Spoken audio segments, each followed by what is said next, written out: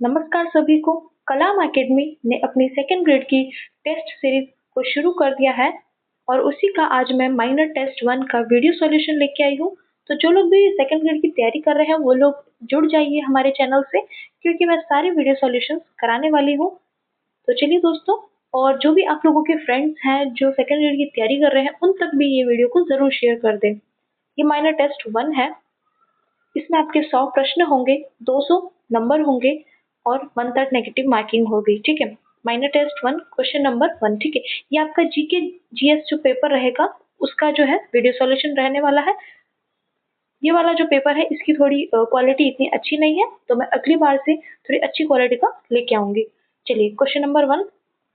नीचे दो कथन दिए गए हैं, एक अभिकथन के रूप में लिखित है तो दूसरा उसके कारण के रूप में। अभिकथन ए, कुंभलगढ़ दुर्ग की संरचना में आंतरिक जल संचय व्यवस्था विशेष रूप से विकसित थी। कारण, लंबी घेराबंदी की स्थिति में आत्मनिर्भर रहना आवश्यक था।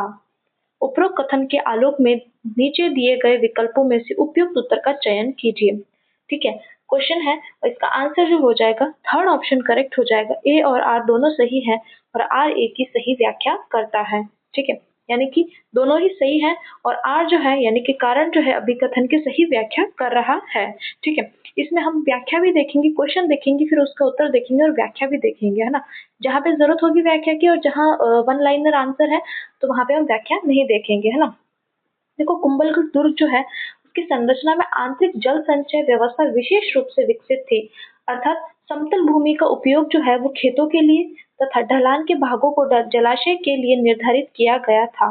ठीक है, क्योंकि युद्ध के समय क्या था कि लंबी घेराबंदी की स्थिति में आत्मनिर्भर रहना आवश्यक है। ठीक है, युद्ध के टाइम क्या होता है कि घेराबंदी हो जाती है ना, तो अब बाहर तो कहीं जा नहीं सकते, तो जो भी है वो अंदर ही आंतरिक जो है मतलब व्यवस्था बहुत अच्छी होनी चाहिए। चलिए नेक्स्ट क्वेश्चन पे चलते हैं। क्वेश्चन 2, निम्न में से किस दुर्ग में निकुंभों की चतुर्भुज देवी का मंदिर स्थित है?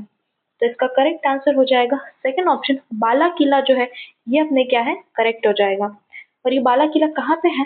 तो ये अलवर में है। ठीक है, कहाँ पे? ये अलवर में है और ये गिरि दुर्ग है। ठीक है, गिरि दुर्ग आप सबको पता ही होगा, जो पहाड़ी पर जो बनाए दुर्ग बनाए जाते हैं उनको क्या बोलते हैं? गिरि दुर्ग।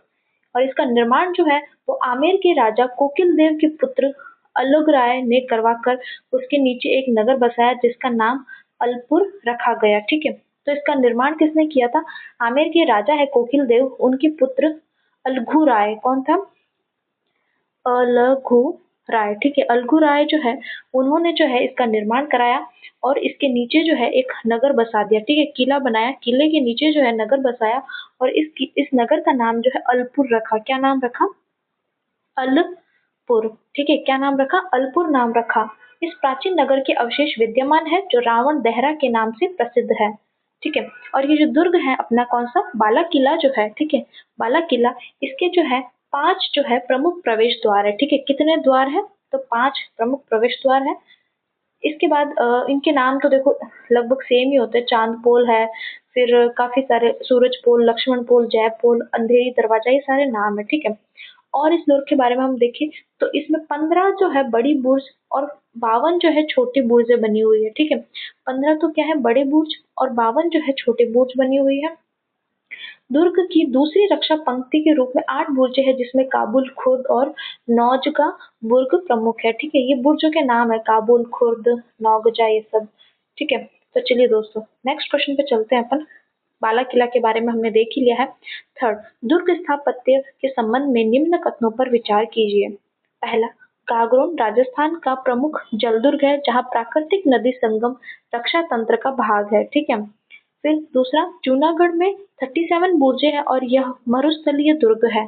तीसरा, रणथंभौर दुर्ग पूर्णतः कृत्रिम खाई से सुरक्षित है। और चौथा, मेहरानगढ़ लाल बलुआ पत्थर से निर्मित है। उपयुक्त में से कौन सा कथन सत्य है? ठीक है, सत्य कथन बताना है हमको इसमें, तो इसका फर्स्ट ऑप्शन जो है वो करेक्ट हो जाएगा। 1, 2 और 4 जो है ये क्या है अपने करेक्ट हो जाएंगे। ठीक है, ठीक है, तो पहला वाला क्या था कि गागरोन जो है भाई ये तो क्या है जलदुर्ग है ना। जलदुर्ग कैसे है कि ये कालीसिंध और आहू नदी के संगम पर स्थित है। ठीक है, कौन कौन सी? कालीसिंध और आहू नदी जो है इनके जो है संगम पर स्थित है गागरोन दुर्ग, ठीक है, काली सिंध और ये आहू नदी हो जाएगी। इसके बाद कहाँ पर है ये गागरोन, तो ये अपने झालावाड़ में स्थित है, ठीक है। इसका निर्माण जो है किसने कराया, तो 11वीं शताब्दी में डोड परमारो द्वारा कराया गया, ठीक है। गागरोन दुर्ग का निर्माण 11वीं शताब्दी में डोड परमारो द्वारा जो है करवाया गया। उनके नाम पर ये डोडगढ़ या धूलरगढ़ कहलाया, ठीक है। और इसके नाम है मतलब डोडगढ़, धूलरगढ़, गरगराटपुर, ये सारे जो है अपने गागरोन दुर्ग के नाम है। इसके बाद दूसरा पॉइंट क्या है कि जूनागढ़ दुर्ग में 37 बुर्ज है, ये मरुस्थलीय दुर्ग है। तो ये भी सही बात है कि भाई जूनागढ़ दुर्ग जो है मरुस्थलीय भाग में है ना। और क्या है कि भाई ये जो है जूनागढ़ दुर्ग चारों ओर से गहरी चौड़ी खाई से जो है घिरा हुआ है। इसके बाद नेक्स्ट देखते हैं हम कि थर्ड जो है, थर्ड वाला क्या है कि रणथंभौर दुर्ग जो है पूर्णतः कृत्रिम खाई से सुरक्षित है, तो ये अपने क्या है गलत है, ठीक है। इसको थोड़ा क्लियर कर देती हूँ मैं ताकि अच्छे से देखें आपको, ठीक है। ये वाला अपना ऑप्शन था, तो ये कृत्रिम खाई से सुरक्षित है, तो ये अपने क्या है गलत हो जाएगा। तो रणथंभौर दुर्ग जो है उसके तीन तरफ जो है प्राकृतिक गहरी खाइयां, ठीक है, कृत्रिम नहीं है, क्या है प्राकृतिक जो है गहरी खाइयां है उसके तीनों तरफ, और खाइयों के साथ परकोटा, फिर ढलवा जमीन और दुर्गम वन है। इसकी पहाड़ियां जो है वो एकाकार सी लगती है, यानी कि जो रणथंभौर दुर्ग है वो कृत्रिम खाई से सुरक्षित नहीं है, प्राकृतिक खाई से सुरक्षित है। और लास्ट वाला हमने देख ही लिया, मेहरानगढ़ दुर्ग जो है लाल बलुआ पत्थर से निर्मित है, और ये जो है जोधपुर में है, और ये चिड़िया टूक पहाड़ी पर बना हुआ है, ठीक है। मेहरानगढ़ दुर्ग को मयूर ध्वजगढ़ गढ़ चिंतामणि भी कहा जाता है। चलिए नेक्स्ट क्वेश्चन पे चलते हैं, ठीक है। हिंदी में देखो आपको किसी को कोई वर्ड में दिक्कत हो तो इंग्लिश वाला जो है उसको भी देख सकते हो आप लोग। चलिए क्वेश्चन 4, जगत शिरोमणि मंदिर, नरसिंह मंदिर, अंबिकेश्वर मंदिर आदि धार्मिक स्थल किस दुर्ग परिसर में स्थित है। ये सारे जो मंदिर है ये कहाँ पर स्थित है अपने ये बताना है अपने को। तो इसका थर्ड ऑप्शन करेक्ट हो जाएगा, आमेर दुर्ग में स्थित है। कहाँ है ये सारे, आमेर दुर्ग में, ठीक है। और आमेर कहाँ है अपने जयपुर में, ठीक है। जगत शिरोमणि मंदिर जो है ये अपने किसने बनाया, तो मान सिंह की रानी है कनकावती, उसने अपने पुत्र जगत सिंह की याद में बनाया, ठीक है। किसने बनाया, कनकावती, ठीक है, कनकावती, ठीक है। कनकावती ने जो है अपने पुत्र जगत सिंह की याद में बनाया, और बाकी सारे ये मंदिर भी जो है आमेर दुर्ग में ही स्थित है। चलिए नेक्स्ट क्वेश्चन पे चलते हैं अपन। 5, निम्न में से दुर्ग व अवस्थिति का कौन सा युग्म सही सुमेलित नहीं है, ठीक है। क्वेश्चन को ध्यान से पढ़ना है दोस्तों। क्वेश्चन मतलब आधा जो काम है ना ये क्वेश्चन ही कर देता है, काफी सारी चीजें इसी में लिखी होती है। काफी बार हम क्या क्वेश्चन गलत पढ़ लेते हैं, हमारा आंसर गलत हो जाता है और हम बाकियों से पीछे रह जाते हैं, ठीक है। भले ही थोड़ा टाइम लगे पर क्वेश्चन को ध्यान से पढ़ना है। तो चलिए इसमें से सही सुमेलित कौन सा नहीं है ये हमें बताना है। तो इसका करेक्ट आंसर हो जाएगा सेकंड ऑप्शन जो है पचेवर का किला बूंदी, ये अपने क्या है गलत हो जाएगा, ठीक है। पचेवर का किला कहाँ है अपने टोंक में, कहाँ पे है ये टोंक में है, ठीक है। बाकी सारे सही ऑप्शन है तो देख लेते हैं। कामकनवाड़ी दुर्ग अलवर में है, सही है। खंडार का किला सवाई माधोपुर सही है। शाहबाद दुर्ग बारा ये भी सही हो जाएंगे। चलिए नेक्स्ट क्वेश्चन पे चलते हैं अपन। क्वेश्चन 6, निम्न में से त्रिभुवनगढ़ दुर्ग के संदर्भ में कौन सा कथन सही नहीं है, ठीक है। त्रिभुवनगढ़ दुर्ग के बारे में, पहला ये दुर्ग करौली जिले में अवस्थित है। दूसरा संपूर्ण नगर इसके परिधि के भीतर बसा हुआ था। तीसरा यहाँ लगने वाला 60 दुकानों का बाजार दर्शनीय था। और चौथा यह पूर्ण रूप से समतल भूमि पर बना दुर्ग है, ठीक है। तो इसमें से कौन सा सही नहीं है, तो इसका फोर्थ ऑप्शन करेक्ट हो जाएगा, ये पूर्ण रूप से समतल भूमि पर बना हुआ दुर्ग है, ये अपने क्या है गलत हो जाएगा, है ना। देखो जो त्रिभुवनगढ़ दुर्ग है या इसको तमनगढ़ भी बोल देते हैं, ये कहाँ पे है, ये अपने करौली में है। कहाँ पे है, ये करौली जिले में है, सही बात है ये एकदम। और संपूर्ण नगर जो है, ठीक है, संपूर्ण नगर इसकी परिधि के भीतर बसा हुआ था, ये भी क्या है सही बात है, ठीक है। और ये तमनगढ़ जो दुर्ग है, ठीक है, ये गिरी दुर्ग है, ठीक है। गिरी मतलब पहाड़ी पर बना हुआ दुर्ग है। जगनपुर और सूर्यपुर इसके दो प्रमुख प्रवेश द्वार है, तो प्रवेश द्वार तो इतना याद नहीं भी रखोगे तो चलेगा, ठीक है। और यह किला जो है एक संपूर्ण इकाई के रूप में था, है ना, संपूर्ण इकाई के रूप में था। और नगर जो है इसकी परिधि के भीतर ही बसा हुआ था, ठीक है। और यहाँ जो है 60 दुकानों का बाजार जो दर्शनीय है, ये भी सही बात है। और इसके बाद यह जो है यहाँ पर देखो कल्याण जी का मंदिर है, ननद भोजाई का कुआं है, ये सारे जो है दर्शनीय है, ठीक है। और ये हमने देख ही लिया कि समतल भूमि पर बना दुर्ग नहीं है, ये क्या अपने गिरी दुर्ग है। गिरी मतलब पहाड़ी पर ये बना हुआ दुर्ग है अपने। चलिए नेक्स्ट क्वेश्चन पे चलते हैं 7, निम्न में से किस दुर्ग में जौहर नहीं हुआ? ठीक है, जौहर नहीं हुआ तो इसका करेक्ट आंसर है फोर्थ ऑप्शन जयगढ़ जो है ये अपने क्या है करेक्ट हो जाएगा। जयगढ़ में जो है जौहर नहीं हुआ है। ठीक है, जयगढ़ दुर्ग में तोप ढालने का विशाल कारखाना था। क्या? तोप ढालने का जो कारखाना होता है वो अपने जयगढ़ दुर्ग में था। और जयगढ़ को रहस्यमय दुर्ग भी कहा जाता है क्योंकि इसमें कई गुप्त सुरंगें थी। क्या कहते हैं? रहस्य रहस्यमय दुर्ग कहा जाता है यहाँ पे क्योंकि बहुत सारी सुरंगें थी। और ये राजस्थान का एकमात्र दुर्ग है जिस पर कभी बाह्य आक्रमण नहीं हुआ तथा जौहर की घटना भी नहीं हुई। ठीक है, ना तो यहाँ पर कोई आक्रमण हुआ। अब जब आक्रमण ही नहीं होगा तो भाई औरतें जौहर क्यों करेगी? ठीक है, तो ये अपना क्या है करेक्ट हो जाएगा। चलिए नेक्स्ट क्वेश्चन पे चलते हैं अपन। 8 निम्न में से कौन सा युग्म सही सुमेलित नहीं है? ठीक है, उपनाम और दुर्ग दे रखे हैं, इतना ही क्वेश्चन। ठीक है, तो इसका करेक्ट आंसर हो जाएगा फर्स्ट ऑप्शन जो है राजस्थान का गौरव दुर्ग। ये अपने क्या है गलत है। ठीक है, राजस्थान का गौरव किस दुर्ग को कहा जाता है? तो चित्तौड़ जो दुर्ग है ना, चित्तौड़गढ़ जो दुर्ग है उसको राजस्थान का गौरव कहा जाता है। बाकी सारे ऑप्शन सही हैं तो उनको भी देख लेते हैं। बख्तर बंद दुर्ग, रणथंभौर दुर्ग। ठीक है, उत्तर भड़कीवाड़ भटनेर दुर्ग, सुवर्णगिरी जालौर दुर्ग, ये सारे क्या है अपने सही हो जाएंगे। चलिए नेक्स्ट क्वेश्चन पे चलते हैं अपन। क्वेश्चन नंबर 9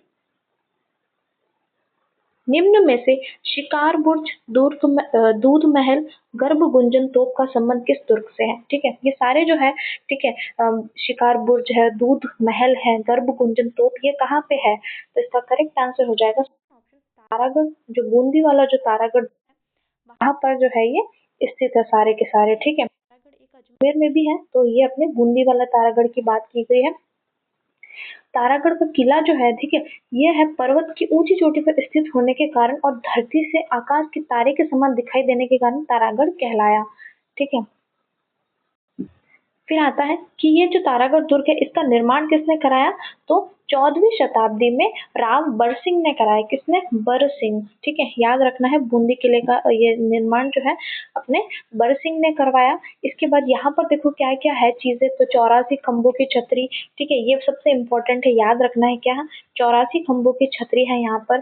फिर शिकार बुर्ज जो हमने अभी देखा है ना, भीम बुर्ज, दूधा महल, ठीक है, नौबत खाना, फिर फूल महल, काफी सारे महल है यहाँ पे। तो ये सारा जो है गर्भ गुंजन तोप जो है ये भी याद रखना है। चलिए नेक्स्ट क्वेश्चन पे चलते हैं अपन 10 निम्न कथनों पर को पढ़िए और सही विकल्प को चुनिए। ठीक है, ए रणथंभौर दुर्ग में सुपारी महल, बादल महल, 32 खंभों की छतरी अवस्थित है। बी गागरोन दुर्ग में औरंगजेब द्वारा निर्मित दरवाजा है। सी फूटी बुर्ज, पीपली बुर्ज, इमली बुर्ज एवं खिड़की बुर्ज आदि नाहरगढ़ के प्राचीर में स्थित है। इसमें से अपने को कूट यानी कि सही जो है वो बताना है। तो इसका सेकंड ऑप्शन करेक्ट हो जाएगा। ए और बी सही है, सी वाला कथन अपने क्या है गलत हो जाएगा। ठीक है, ठीक है, तो रणथंभौर जो दुर्ग है वहां पर बादल महल है। ठीक है, बादल महल है जो हमने अभी देखा, सुपारी महल है वहां पे, है ना। इसके बाद 32 खंभों की छतरी है। इसके बाद हम देखे रानी महल है, हमीर महल है, जोगी महल है, जौरा भौरा महल है। ये सारे जो है रणथंभौर में है और 32 खंभों की छतरी हमने देख ही ली है। फिर इसके बाद आता है कि गागरोन दुर्ग जो है वहां पे जौहर कुंड, नक्कार खाना, बारूद खाना ये सब जो है औरंगजेब द्वारा निर्मित जो बुलंद दरवाजा है वो भी है। ठीक है, ये सारे जो है अपने गागरोन दुर्ग में आ जाएंगे। फिर आता है थर्ड वाला जो है भाई गलत है। क्यों है? तो फूटी बुर्ज, पीपली बुर्ज, इमली बुर्ज और खिड़की बुर्ज ये सब जो है अपने कहाँ पे है? ये नाहरगढ़ नहीं आएगा, ये तारागढ़ जो अजमेर जो है ना, तारागढ़ दुर्ग अजमेर वाला वहां पर जो है ये सारे अपने स्थित है। ठीक है, ये सारे। चलिए नेक्स्ट क्वेश्चन पे चलते हैं हम अपन। क्वेश्चन नंबर 11 जयपुर में स्थित हवा महल के संदर्भ में सही कथन नहीं है। ठीक है, हवा महल के बारे में सही नहीं बताना है। पहला, यह एक अर्ध अष्टभुजाकार संरचना है। दूसरा, इसमें 953 सुंदर आकर्षक झरोके हैं। तीसरा, इस महल का वास्तुकार जैकब स्टीवन था। और चौथा, यह राजस्थानी वास्तुकला व मुगल शैली के मिश्रित रूप से बना है। तो इसमें से जो है कौन सा गलत है ये बताना है। तो थर्ड ऑप्शन करेक्ट हो जाएगा, इसका वास्तुकार जैकब स्टीवन था, ये क्या है अपने गलत हो जाएगा। ठीक है, इसका वास्तुकार कौन था? तो ये ठीक है, कौन था इसका? तो लाल चंद उस्ता। कौन था? लाल चंद उस्ता। ठीक है, लाल नाम था तो मैंने लाल कलर से लिख दिया है। ठीक है, लाल चंद उस्ता जो है इसका वास्तुकार था। तो अब थोड़ा इसके बारे में देख लेते हैं कि यह अष्टभुजाकार संरचना है, 953 झरोखे हैं इसमें, और राजस्थानी वास्तुकला व मुगल शैली के मिश्रित रूप से ये बना हुआ है। ठीक है, और इसको जो है निर्माण किसने कराया था? तो 1799 ईस्वी में। ठीक है, 1799 ईस्वी में अपने जो सवाई प्रताप सिंह थे, कौन? सवाई प्रताप सिंह, इन्होंने जो है इसका निर्माण करवाया। ठीक है, वास्तुकार अपन ने देख ही लिया है कि लालचंद उस्ता है, और यह 5 मंजिला है। कितना मंजिला है ये? 5 मंजिला है। आप लोग गए होंगे वहां पर हवा महल, तो सारे ही लोग जाते हैं फोटो खिंचाने के लिए, कम से कम एक एक बार तो जाते ही हैं। तो उसके सामने देखो, उसके सामने एक टैटू कैफे बना हुआ है ना, तो टैटू कैफे के वहां जाके, ठीक है, वहां खाना खाना अच्छा है ना, कॉफी कुछ भी अच्छा नहीं है उसका, खाली लोग इसलिए जाते हैं कि भाई वो है ना हवा महल के सामने से फोटो अच्छी आ सके बस। और मतलब इतनी हाइप बना रखी है, मतलब पैसे भी खूब है, और कॉफी वॉफी भी कुछ अच्छी मिलती नहीं है वहाँ पे।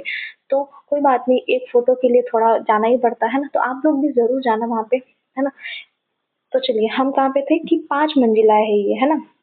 कौन कौन सी है? तो पहली मंजिल अपने शरद मंदिर, फिर रतन मंदिर, फिर विचित्र मंदिर, प्रकाश मंदिर और हवा मंदिर जो है, ये इसकी 5 मंजिलों के नाम हो गए हैं। चलिए नेक्स्ट क्वेश्चन पे चलते हैं अपन। 12, आमिर महल में स्थित दीवान ए आम का निर्माण किसने करवाया था? तो इसका सेकंड ऑप्शन करेक्ट हो जाएगा, मिर्जा राजा जयसिंह ने जो है इसका निर्माण करवाया। नेक्स्ट क्वेश्चन नंबर 13, निम्न में से कौन सा युग्म सही सुमेलित नहीं है? ठीक है, तो इसका फर्स्ट ऑप्शन करेक्ट हो जाएगा, चीतर महल बीकानेर। ये क्या है अपने? गलत हो जाएगा। ठीक है, चीतर महल बीकानेर में नहीं है, ये अपने कहा है जोधपुर में है। कहाँ पे है? चीतर महल अपने जोधपुर में आ जाएगा। बाकी सारे सही हैं। ठीक है, ईदगाह कोटी टोंक करेक्ट। ठीक है, फिर एक थम्बिया महल डूंगरपुर, फिर किशोरी महल भरतपुर, तो ये सारे अपने क्या है? सही हो जाएंगे। चलिए नेक्स्ट क्वेश्चन पे चलते हैं। 14, बूंदी में स्थित सुख महल के संदर्भ में निम्न कथनों पर विचार कीजिए। ठीक है, किसके सुख महल की बात हो रही है? पहला, इस महल का निर्माण राव उमेद सिंह ने करवाया। दूसरा, यह महल किपलिंग पैलेस के नाम से भी जाना जाता है। और तीसरा, इस महल का वास्तुकार सुखराम था। ठीक है, तो उपयुक्त में से सही कथनों का चयन करना है, अपने को सही बताना है इसमें। तो इसका फोर्थ ऑप्शन करेक्ट हो जाएगा। केवल 2 और 3 करेक्ट है, पहला वाला क्या है? गलत है। ठीक है, तो अब देखते हैं भाई, सुख महल जो है इसका निर्माण अगर उम्मेद सिंह ने नहीं करवाया तो किसने करवाया है? ठीक है, तो सुख महल का निर्माण जो है ये अपने राजा विष्णु सिंह ने करवाया था। किसने? राजा विष्णु सिंह जो है, उन्होंने जो है इसका निर्माण करवाया था, और अपने दीवान और वास्तुकार सुखराम की देख रेख में करवाया। ठीक है, राजा तो विष्णु सिंह थे, लेकिन किसकी देख रेख में करवाया था? तो सुखराम की देख रेख में कराया था, और इसी कारण इसका नाम जो है वो सुख महल पड़ गया। ठीक है, इसके बाद बाकी सारे सही है कि यह महल किपलिंग पैलेस के नाम से भी जाना जाता है, और इस महल का वास्तुकार सुखराम था, जो भी हमने देख ही लिया। चलिए नेक्स्ट क्वेश्चन पे चलते हैं। क्वेश्चन 15, बीकानेर में स्थित लालगढ़ पैलेस का निर्माण किसकी स्मृति में करवाया गया था? ठीक है, लालगढ़ पैलेस, तो इसका थर्ड ऑप्शन करेक्ट हो जाएगा, लाल सिंह जो है उनकी स्मृति में जो है इसका निर्माण कराया गया था। निर्माण किसने करवाया? तो 1902 में महाराजा गंगा सिंह जो है ना, गंगा सिंह, ठीक है, महाराजा गंगा सिंह जो है उन्होंने जो है अपने पिता की स्मृति में जो है इसका निर्माण कराया। ठीक है, और यह महल लाल बलुआ पत्थरों से निर्मित है, और इस महल के वास्तुशिल्प की रूपरेखा जो है सर स्टीवन जैकब ने तैयार की, और वर्तमान में इसके एक हिस्से में शार्दुल म्यूजियम स्थित है। ठीक है, शार्दुल म्यूजियम बना हुआ है इसके एक हिस्से में। चलिए, और यहाँ पे लालगढ़ पैलेस जो है, यहाँ पे तो शादियां भी होती है ना। चलिए नेक्स्ट क्वेश्चन पे चलते हैं। 16, अलवर में स्थित मूसी महारानी की छतरी के संदर्भ में सही कथन नहीं है। ठीक है, सही कथन नहीं बताना है। पहला, इसका निर्माण महाराजा बख्तावर ने कराया था। दूसरा, यह संगमरमर के पत्थरों से निर्मित है। तीसरा, यह पूर्णतः हिंदू स्थापत्य शैली में निर्मित है।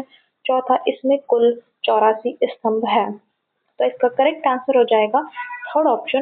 तीसरा वाला जो है सही नहीं है, बाकी सारे सही हैं कि भाई निर्माण बख्तावर जी ने करवाया।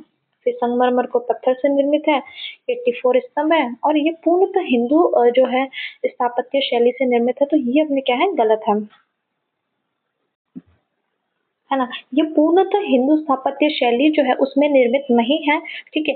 यह भारतीय और इस्लामिक शैली का मिश्रण है, ठीक है। हिंदू शैली भी है और इस्लामिक शैली का भी जो है इसमें मिश्रण है, दोनों का मिश्रण हो जाएगा। चलिए नेक्स्ट क्वेश्चन पे चलते हैं अपन। 17 निम्न में से देवी कुंड सागर की छत्रियां किस राज परिवार से संबंधित है?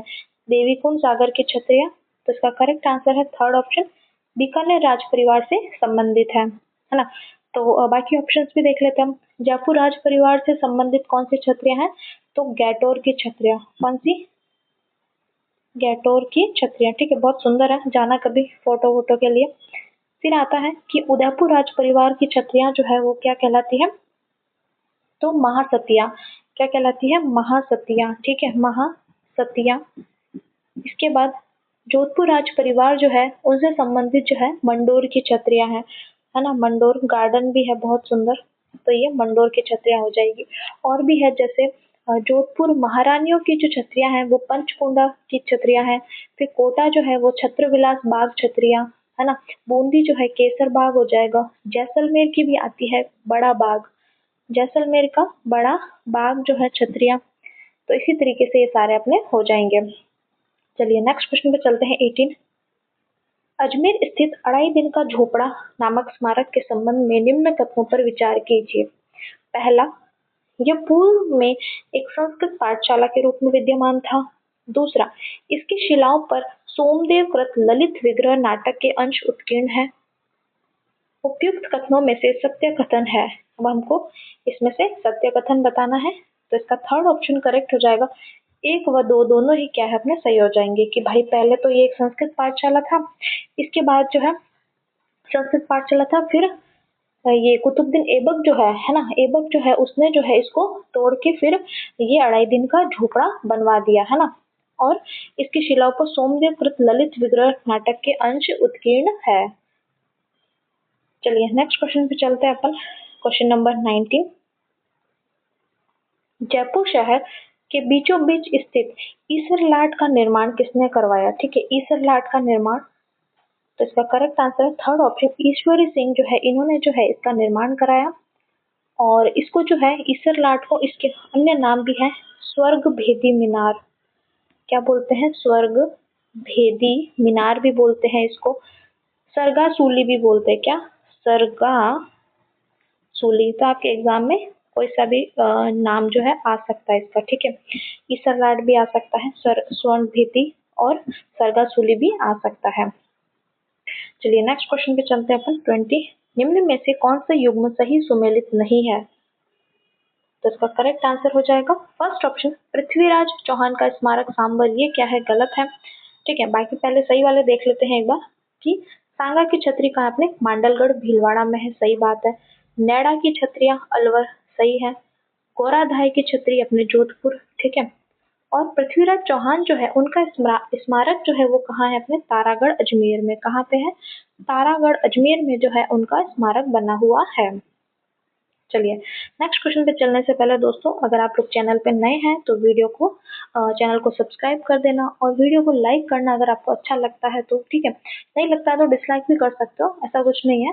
पर आप लोग अपना जो है मतलब जरूर बताना है कि आपको अच्छा लग रहा है कि बेकार लग रहा है, कमेंट भी करना दोस्तों, ठीक है। अपने सेकंड ग्रेड का जो है ये अपना पहला ही टेस्ट है। बाकी जो है मैं एसआई और फर्स्ट ग्रेड वगैरह के मैं टेस्ट डाल रही हूँ, तो आपके फ्रेंड्स तक आप लोग उसको जरूर शेयर कर सकते हैं। पीडीएफ के लिए अपना टेलीग्राम चैनल है उसको ज्वाइन कर लेना।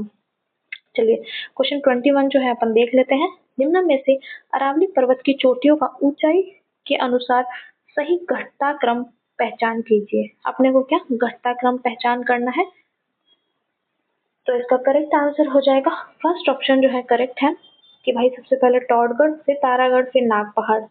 अब हमको इसकी ऊंचाई भी देखनी पड़ेगी, भाई कौन कितना ऊंचा है। तो टॉडगढ़ जो है वो कितना है अपने 934 मीटर, ठीक है। तारागढ़ जो है अपना 873 है। उसके बाद नाग पहाड़ ये अपने 795 मीटर ऊंचा है, ठीक है। ये सब मीटर में है। इसके बाद जो बाकी जो है इनकी भी हम एक बार ऊंचाई देख ही लेते हैं।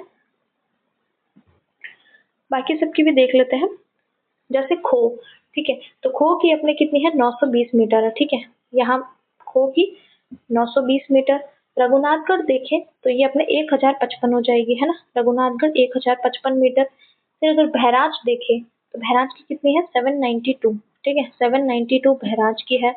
फिर जरगा की देखें तो जरगा की अपने कितनी हो जाएगी 1431, ठीक है, जरगा की कितनी है 1431 मीटर, 1431 मीटर हो जाएगी। फिर देलवाड़ा की अगर अपन देखें तो देलवाड़ा की अपने कितनी हो जाएगी, देलवाड़ा की मेरे को याद नहीं आ रही, 1442, हाँ, देलवाड़ा रेड कलर से लिख देती हूँ, देलवाड़ा की 1442, ठीक है। फिर इसके बाद अपन देखें अचलगढ़ की, तो अचलगढ़ की कितनी है 1380, अचलगढ़ की कितनी है 1380 मीटर, ये सारी जो है मीटर में है, ठीक है। फिर अगर कुंभलगढ़ देखें हम तो कुंभलगढ़ की है 1224, कुंभलगढ़ 1224 हो जाएगी। फिर इसके बाद आ जाता है अपने जरगा, ठीक है, तो जरगा की अपन ने देख ही ली है। और ऋषिकेश जो है, ऋषिकेश की कितनी है दोस्तों, ऋषिकेश की 1017 मीटर, ठीक है, ऋषिकेश की कितनी है 1017, ठीक है, ये 1017 मीटर हो जाएगी। तो ये सारी जो है मैंने आपको बता दी है, याद कर लेना जिसको याद नहीं है। चलिए नेक्स्ट क्वेश्चन पे चलते हैं 22। निम्न में से असुमेलित युग्म की पहचान करनी है। स्थलाकृति और भूदृश्य दे रखे हैं, तो इसका करेक्ट आंसर हो जाएगा अपने थर्ड ऑप्शन करेक्ट है, उदयपुर बेसिन सतुर चोटी, ये क्या है गलत है, ठीक है, क्योंकि उदयपुर बेसिन सतुर चोटी ये अपने क्या है गलत हो जाएगा। सतुर चोटी जो है वो हाड़ौती के पठार में बूंदी पर्वत श्रेणियों में है, सतुर चोटी का आपने बूंदी पर्वत श्रेणियों में, ठीक है, बूंदी जो श्रेणी है उसमें जो है ये सतुर चोटी है। तो बाकी सारे सही है, उनको देखते हैं। हाड़ौती प्रदेश डग कंगदर उच्च भूमि सही है, ये भाई हाड़ौती प्रदेश में है। फिर हिंगलाज का मगरा लूणी बेसिन में, ये भी सही है। फिर छप्पन का मैदान मध्य माही बेसिन, ये भी सही हो जाएगा, ठीक है। चलिए नेक्स्ट क्वेश्चन पे चलते हैं अपन 23। निम्न में से असुमेलित युग्म की पहचान कीजिए, ठीक है, असुमेलित बताना है, दर्रा और अवस्थिति दे रखी है, तो इसका करेक्ट आंसर हो जाएगा फोर्थ ऑप्शन गोरमघाट दर्रा सलूम्बर, ये क्या है अपने गलत है, ठीक है। गोरमघाट कहाँ पे है, ये अपने राजसमंद में, कहाँ पे है ये राजसमंद में, ठीक है। बाकी जो है सारे सही है। केवड़ा की नाल, ठीक है, उदयपुर करेक्ट है। पगलिया झीलवाड़ा की नाल राजसमंद, देसुरी की नाल पाली, ये भी क्या अपने सही है।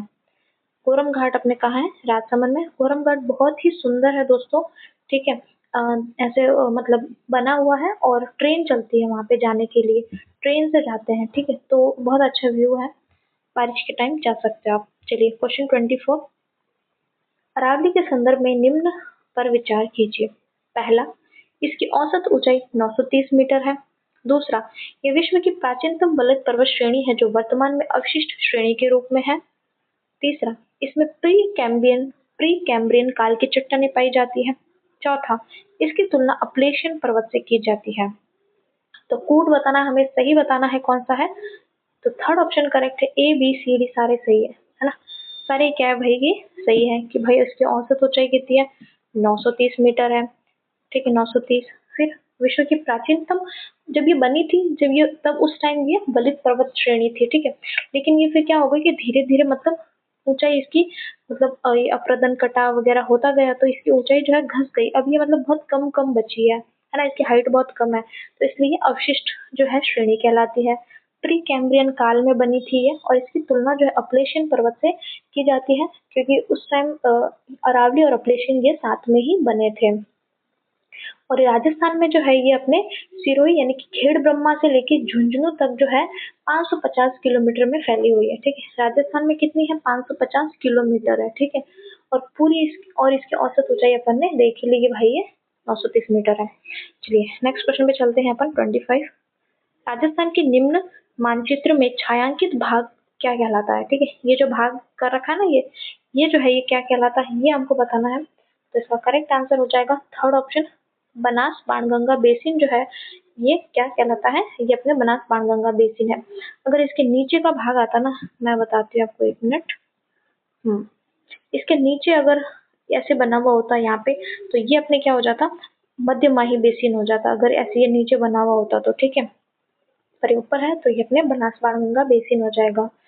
चलिए नेक्स्ट क्वेश्चन पे चलते हैं अपन 26। राजस्थान का पूर्वी मैदानी प्रदेश संरचनात्मक दृष्टि से भारत के निम्न में से कौन से उच्चावच का हिस्सा है? ठीक है, पूर्वी मैदानी प्रदेश की बात हो रही है इसमें अपने कि भाई ये किसका भाग है ये भारत में? इसका करेक्ट आंसर है थर्ड ऑप्शन करेक्ट है, गंगा का मैदान जो है ये उसका भाग है। चलिए नेक्स्ट क्वेश्चन पे चलते हैं। 27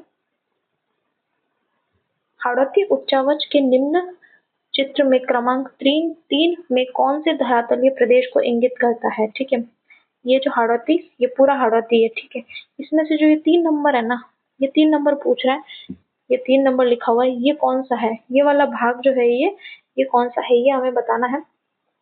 तो इसका करेक्ट आंसर हो जाएगा थर्ड ऑप्शन करेक्ट है, शाहाबाद उच्च भूमि है ये। कौन सी है ये? शाहाबाद उच्च भूमि। चलो बाकी सारे भी अपन एक बार देख लेते हैं। ठीक है, इस इन्होंने से अच्छे से करके दे ही रखा है। तो ये ग्रीन वाला जो है ये वाला तो क्या है अपने शाहाबाद उच्च भूमि। ठीक है, ये सारा हाड़ौती के भाग है, ये शाहाबाद उच्च भूमि आ गई। अब इसके बाद एक नंबर वाली जो है ये एक नंबर जो है ये अपने क्या है? अर्धचंद्राकार पर्वत श्रेणियां। ये क्या है अपने? अर्धचंद्राकार पर्वत श्रेणियां हो गई। इसके बाद आता है नेक्स्ट ये दूसरा नंबर जो है। ठीक है, इसको मैं ब्लू कलर से कर देती हूँ। ये दूसरा नंबर वाला जो है ये अपने क्या हो जाएगा? नदीय मैदान, नदी निर्मित मैदान। ठीक है, ये दूसरा वाला क्या है? नदी निर्मित मैदान हो जाएंगे। फिर इसके बाद आता है ये तीसरा वाला, मैंने बता ही दिया था है ना, शाहबाद उच्च भूमि। फिर ये चौथा वाला जो है ये अपने क्या है? तो ये अपने आ जाएगा झालावाड़ का पठार आ जाएगा। ठीक है, झालावाड़ का पठार। और फिर ये लास्ट में जो है ये 5वां नंबर है। ठीक है, ये जो मैंने येलो से किया है ये 5वां, ये अपने आ जाएगा डग गंगदर क्षेत्र। ठीक है, क्या आएगा? डग गंगदर जो है क्षेत्र आ जाएगा। ठीक है, डग गंगदर क्षेत्र। चलिए तो ये सारे जो है इसको आप आराम से स्क्रीनशॉट ले लेना, इसको मैं हटा देती हूँ, स्क्रीनशॉट ले लेना और याद कर लेना। चलिए नेक्स्ट क्वेश्चन पे चलते हैं अपन। 28 निम्न कथनों पर विचार कीजिए और नीचे दिए कोड से सही उत्तर का चयन करना है। पहला, अनुप्रस्थ बालू का स्तूप पूगल, बीकानेर व रावतसर, हनुमानगढ़ में मिलते हैं। दूसरा, बालू का स्तूप पोखरण, जैसलमेर व सूरतगढ़, गंगानगर में पाए जाते हैं। तीसरा, सीफ अनुदैर्ध्य प्रकार का बालू का स्तूप है। इसमें से हमें सही कोड बताना है, तो इसका करेक्ट आंसर हो जाएगा अपने fourth option A B C सही है। ठीक है, वापस चलते हैं। ए बी सी सारे ही अपने क्या हो जाएंगे? सही हो जाएंगे। चलिए नेक्स्ट क्वेश्चन पे चलते हैं अपन। क्वेश्चन 29 निम्न में से राजस्थान की स्थलाकृतियों के संबंध में सही सुमेलित नहीं पूछा है। स्थलाकृति और निर्माण का काल दे रखा है, तो इसका करेक्ट आंसर हो जाएगा अपने सेकंड ऑप्शन जो है ये अपने क्या है? करेक्ट हो जाएगा। भादुरा, बालूकाश्म, सिलुरियन, डिवोनियन ये अपने क्या है? गलत है। ठीक है, तो ये जो है सिलुरियन, डिवोरियन ये अपने क्या है? गलत हो जाएगा। तो अब अपने को इसका सही भी तो देखना पड़ेगा कि भाई भादुरा जो बालूकाश्म है वो किस काल में बने हैं। तो ये अपने बने हैं कार्बोनिफेरस पर्मियन, या फिर इसको परमो कार्बोनिफेरस भी बोलते हैं। क्या बोलते हैं? परमो कार्बोनिफेरस। ठीक है, पर्बो कार्बोनिफेरस भी बोल सकते हैं या फिर कार्बोनिफेरस पर्मियन भी बोल सकते हैं।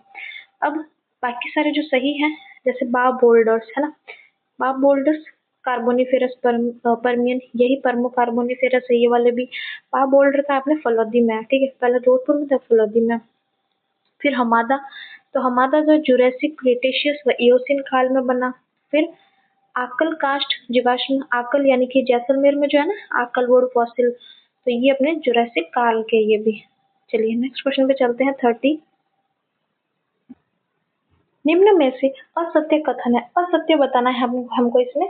तो इसका करेक्ट आंसर हो जाएगा अपने थर्ड ऑप्शन जो है ये करेक्ट है कि डाबी का पठार डग गंगदर क्षेत्र में स्थित है। ये अपने क्या है? गलत है। ठीक है, डाबी का पठार जो है वो बूंदी व कोटा की पहाड़ियों के बीच स्थित है। कहाँ पे है? बूंदी और जो कोटा की पहाड़ियां जो है इनके बीच जो है ये स्थित है। बाकी सारे सही है। विंध्यन कगार का निर्माण मुख्यतः चूना पत्थर व बलुआ पत्थर से हुआ है। सही है। मुकुंदरा की पहाड़ियों में सर्वोच्च चोटी चांदवाड़ी क्षेत्र में स्थित है। करेक्ट है कि भाई इसकी जो सर्वोच्च चोटी है मुकुंदरा की पहाड़ियों की कौन सी है? चांदवाड़ी। फिर हाड़ौती के पठार की सबसे बड़ी भू आकृतिक इकाई नदी निर्मित मैदान है। ये भी अपने क्या है? सही हो जाएगा। चलिए नेक्स्ट क्वेश्चन पे चलते हैं। 31 राजस्थान की जलवायु दशा के संबंध में कौन सा कथन सत्य है? सत्य बताना है हमको इसमें। तो इसका फोर्थ ऑप्शन करेक्ट हो जाएगा। पूर्वी राजस्थान में पश्चिम राजस्थान की तुलना में जलवायु की चरम सीमाएं निम्नतर होती है। ठीक है, ध्यान से पढ़ना है। जलवायु की चरम सीमाएं निम्नतर होती है। ठीक है, तो ये अपने क्या है करेक्ट हो जाएगा। बाकी सारे जो है ये गलत है कि राज्य में वार्षिक वर्षा का क्षेत्रीय वितरण समान है, गलत है। ठीक है, जो है वर्षा का जो क्षेत्रीय वितरण है वो क्या है अपने अपने यहाँ पे तो क्या है असमान है। मतलब कहीं पे तो बहुत ज्यादा वर्षा होती है, जैसे माउंट आबू में देख लो तो बहुत ज्यादा वर्षा है ना। वही अगर अपन जैसलमेर बाड़मेर साइड देखे तो वर्षा एकदम कम होती है, तो असमान आ जाएगा। फिर क्या लिखा है कि राज्य में वर्षा की मात्रा जो है वो दक्षिण पूर्व से उत्तर पश्चिम की ओर जाने पर बढ़ती जाती है, तो ये भी क्या है गलत है। ये क्या बोल रहा है कि भाई दक्षिण पश्चिम से, हाँ ये जो है बोल रहा है कि दक्षिण पूर्व से उत्तर पूर्व की ओर जाने पर जो है वर्षा की मात्रा बढ़ती है, तो गलत है ना। अब हम झालावाड़ साइड से इधर की तरफ जैसलमेर की तरफ जाएंगे तो वर्षा तो कम होगी ना, तो ये भी गलत हो गया क्योंकि यहाँ पे क्या है वर्षा कम होती जाती है। फिर राज्य की जलवायु उष्ण उपाद्र प्रकार है, तो ये भी अपने क्या है गलत हो जाएगा क्योंकि हमारी जलवायु कैसी है शुष्क है, अर्ध शुष्क है, उपाद्र है, आर्द्र अति आर्द्र प्रकार की है। ठीक है, तो ये अपने सारे क्या है गलत हो जाएंगे। चलिए नेक्स्ट क्वेश्चन पे चलते हैं अपन 32। राजस्थान की जलवायु को प्रभावित करने वाला कारक नहीं है, तो इसका फोर्थ ऑप्शन करेक्ट हो जाएगा। मैं देशांतरी स्थिति ये अपने क्या है प्रभावित नहीं करता है। बाकी जो सारे हैं सही है कि भाई अक्षांशीय स्थिति प्रभावित करता है, सही बात है ना। इसके बाद समुद्र से दूरी, फिर अरावली पर्वत की स्थिति। देखो समुद्र से दूरी भी लिखा हुआ आ सकता है, कहीं कहीं पे आपको महाद्वीपीयता भी मिल सकता है एग्जाम में आपको, है ना, महाद्वीपीयता इसका मतलब समुद्र से दूरी ही होता है। ठीक है, और अरावली पर्वत की स्थिति ये भी क्या अपने सही हो जाएंगे। चलिए नेक्स्ट क्वेश्चन पे चलते हैं अपन 33। शीत ऋतु में किन पवनों के साथ भूमध्य सागरीय चक्रवात इस राजस्थान पहुंचते हैं? ठीक है, सर्दियों में जो ये जो अपने चक्रवात आते हैं तो वो किसके साथ आते हैं? तो इसका करेक्ट आंसर है अपने सेकंड ऑप्शन, पछुआ जेट स्ट्रीम के साथ जो है ये आते हैं, शीतोष्ण कटिबंधीय चक्रवात। और इससे जो है राजस्थान समेत उत्तर पश्चिमी जो भारत है वहां पे अपने शीतकालीन वर्षा होती है, और इस वर्षा को अपने राजस्थान में क्या कहते हैं मावठ, क्या कहते हैं मावठ। और ये अपने जो गेहूं जो है उसकी फसल के लिए बहुत ज्यादा लाभदायक है। ठीक है, चलिए नेक्स्ट क्वेश्चन पे चलते हैं 34। निम्न में से थानविट के अनुसार मध्य तापीय अर्धशुष्क मिश्रित प्रदेश का संकेतक कौन सा है? तो इसका सेकंड ऑप्शन करेक्ट हो जाएगा। DBW जो है ये जो है अपने मध्य तापीय अर्धशुष्क मिश्रित प्रदेश है। थानविट के एक बार में फटाफट जो है इन्होंने राजस्थान को 4 भागों में बांटा है, तो हम देख लेते हैं फटाफट। ये मान लो राजस्थान है, ठीक है, तो इन्होंने 4 भागों में बांटा है। सबसे पहले आता है अपना जो ये जैसलमेर जो है ना, जैसलमेर और थोड़ा सा बीकानेर, थोड़ा सा फलौदी, इस वाले भाग को इन्होंने क्या कहा है EAD, क्या कहा है EAD। ठीक है, इसके बाद जो अपना ये दक्षिणी राजस्थान वाला जो भाग है ना, ये और ये हाड़ौती वाला जो भाग है इसको इन्होंने क्या कहा है अपने, इसको इन्होंने अपने कहा है CAW, क्या कहा है CAW कहा है। फिर इसके बाद आता था ये अपन येलो कलर ले लेते हैं, इसके बाद आता है ये उष्ण कटिबंधीय उप आर्द्र, तो इसको इन्होंने कहा है अपने DAW, क्या कहा है DAW। ठीक है, और ये सबसे ज्यादा भाग पर विस्तृत है, ये पूरा DAW है ये पूरा। ठीक है, इसको इन्होंने क्या कहा है DAW कहा है। और फिर ये जो जो भाग बच गया है इसको इन्होंने क्या कहा है अपने, ये वाला जो भाग है इसको DBW कहा है। ठीक है, अब इनके नाम बता देती हूँ मैं सबसे पहले। EAD जो है ना, ये जैसलमेर वाला जो है इसको कहा है उष्ण शुष्क या उष्ण कटिबंधीय मरुस्थलीय प्रदेश। ठीक है, इसके बाद आता है DBW, ये DBW को इन्होंने क्या कहा है, ये DBW सॉरी ये रहा ना ऊपर वाला जो भाग है गंगानगर वाला जो ये भाग है इसको इन्होंने क्या कहा है अपने मध्य तापीय अर्धशुष्क मिश्रित जलवायु। फिर DAW वाला जो भाग है इसको इन्होंने क्या कहा है उष्ण कटिबंधीय उप आर्द्र। और फिर CAW ये दक्षिण राजस्थान और हाड़ौती वाला जो है इसको इन्होंने क्या कहा है अपने उष्ण कटिबंधीय आर्द्र। ठीक है, आर्द्र जलवायु। ये सारे जो है थानवेट के हो गए हैं। चलिए नेक्स्ट क्वेश्चन में चलते हैं अपन त्रिवाता के अनुसार CAW जलवायु प्रदेश में शामिल जिलों का सही जो है समूह है। ठीक है, तो त्रिवाता में जो CAW उसमें कौन से जिले शामिल किए, तो फोर्थ ऑप्शन करेक्ट हो जाएगा, दौसा, करौली, सवाई माधोपुर जो है अपना ये क्या है, करेक्ट हो जाएगा। चलिए नेक्स्ट क्वेश्चन पे चलते हैं अपन 36। कथन ए, राजस्थान मानसूनी प्रभाव क्षेत्र में होते हुए भी कम वर्षा प्राप्त करता है। कारण, अरावली पर्वत श्रेणी की अवस्थिति मानसून की बंगाल की खाड़ी शाखा के लगभग समकोण पर है। इसमें अपने को बताना है कि कौन सा सही है, तो इसका करेक्ट आंसर जो है फोर्थ ऑप्शन करेक्ट हो जाएगा। एक मिनट, ए व आर दोनों सही है, परंतु आर ए की जो है सही स्पष्टीकरण नहीं है, ये अपने क्या है, करेक्ट हो जाएगा। ठीक है, तो ये दोनों क्या है, सही है। पहला तो अपने ये दोनों ही क्या है कि सही है कि राजस्थान मानसून प्रभाव क्षेत्र में स्थित है, फिर भी यहाँ पे कम वर्षा होती है। और अरावली पर्वत श्रेणी की अवस्थिति जो ये मानसून की जो बंगाल की खाड़ी शाखा है उसके समकोण पर है। ठीक है, अरावली अपने ऐसे है, ठीक है, और बंगाल की खाड़ी शाखा जो है यूं आती है ना, इसके समकोण पर स्थित है। तो ये जो है बातें तो दोनों सही है, पर ये जो है इसका सही स्पष्टीकरण नहीं है दोस्तों। ठीक है, क्योंकि ये क्या बोल रहा है कि अगर समकोण पर है तो भाई इससे तो बहुत ज्यादा वर्षा होती है, हमने अपने पूर्वी राजस्थान में इसी से वर्षा होती है, बंगाल की खाड़ी शाखा से, तो फिर कम वर्षा तो बैठ ही नहीं रहा मामला, है ना। इसलिए दोनों कथन तो सही है, लेकिन ये इसका स्पष्टीकरण नहीं है। चलिए नेक्स्ट क्वेश्चन 37 पे चलते हैं। जुलाई माह में राजस्थान के जैसलमेर जिले से निम्न में से कौन सा समय दाब समदाब रेखा गुजरती है। जुलाई माह में जैसलमेर से कौन सी समदाब रेखा, तो इसका करेक्ट आंसर है सेकंड ऑप्शन 997 MB जो है ये अपने क्या है, करेक्ट हो जाएगा। फटाफट से मैं समदाब रेखाएं बता देती हूँ आपको जुलाई माह की। ये राजस्थान हो गया अपने, है ना। ये डायग्राम मेरे को डायग्राम बनाना नहीं आता दोस्तों। ठीक है, तो ये राजस्थान है, जुलाई माह में जैसलमेर जिले से गुजरती है 997 MB। ठीक है, इसके बाद आती है अपने 998 जो है ये अपने जो अर्ध शुष्क वाला प्रदेश है वहां से गुजरती है 998। फिर इसके बाद 998 जो है उसके थोड़ी दूरी पर गुजरती है, ये 999 हो जाएगी ये। ठीक है, 999 और 1000 MB जो है ये अपने पूरा दक्षिण राजस्थान से गुजरती है। ठीक है, थोड़ा सा झालावाड़ भी आ जाता है, ये अपना आ जाएगी 1000 MB। चलिए नेक्स्ट क्वेश्चन पे चलते हैं 38। 20 सेमी की समवर्षा रेखा निम्न में से किस जिले से नहीं गुजरती है, तो इसका करेक्ट आंसर हो जाएगा अपने थर्ड ऑप्शन, नागौर से जो है ये नहीं गुजरती है।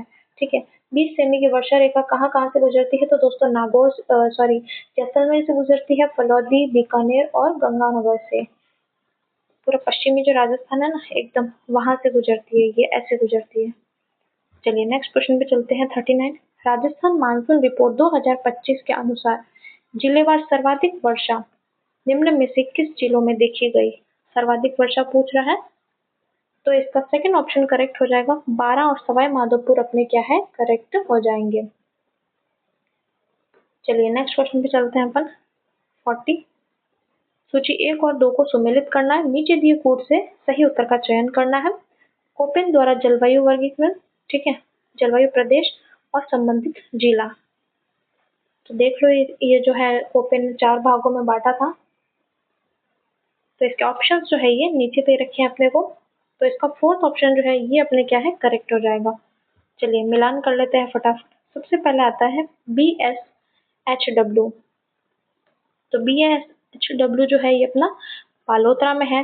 फिर आता है AW, तो AW अपने कहाँ पे हो जाएगा दोस्तों, सलूम्बर में हो जाएगा।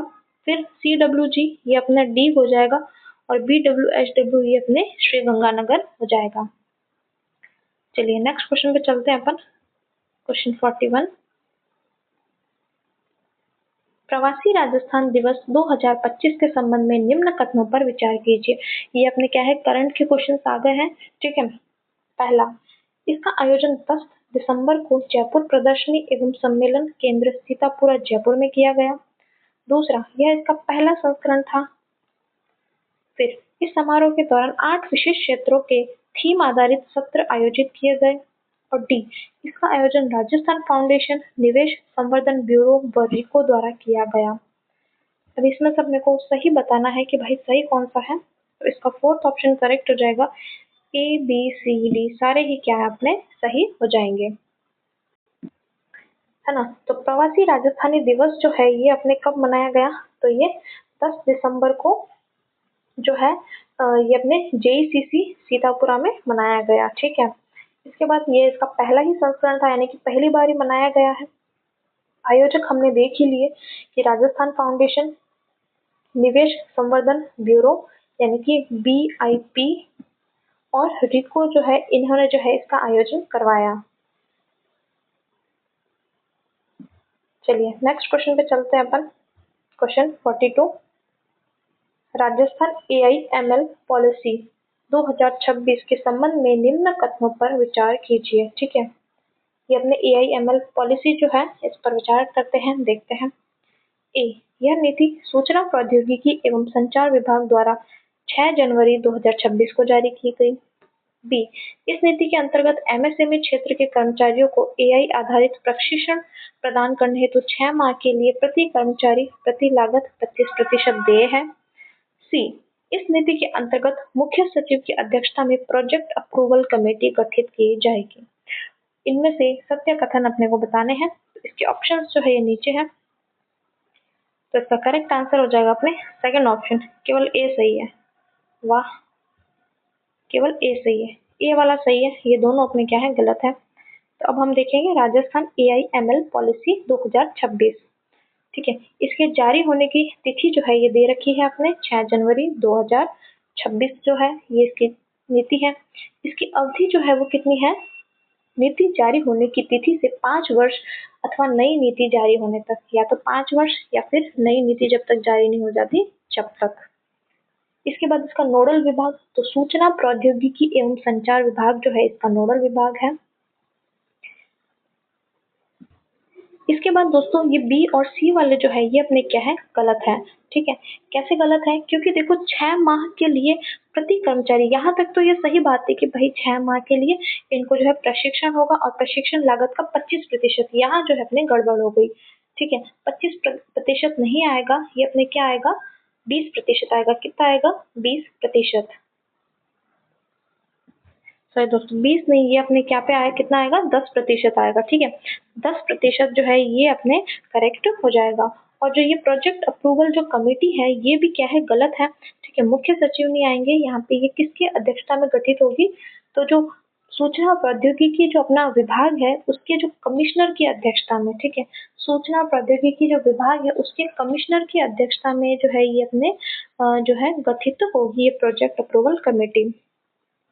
तो ये जो है पूरा मैंने बता दिया है। चलिए अब अपन नेक्स्ट क्वेश्चन पे चलते हैं।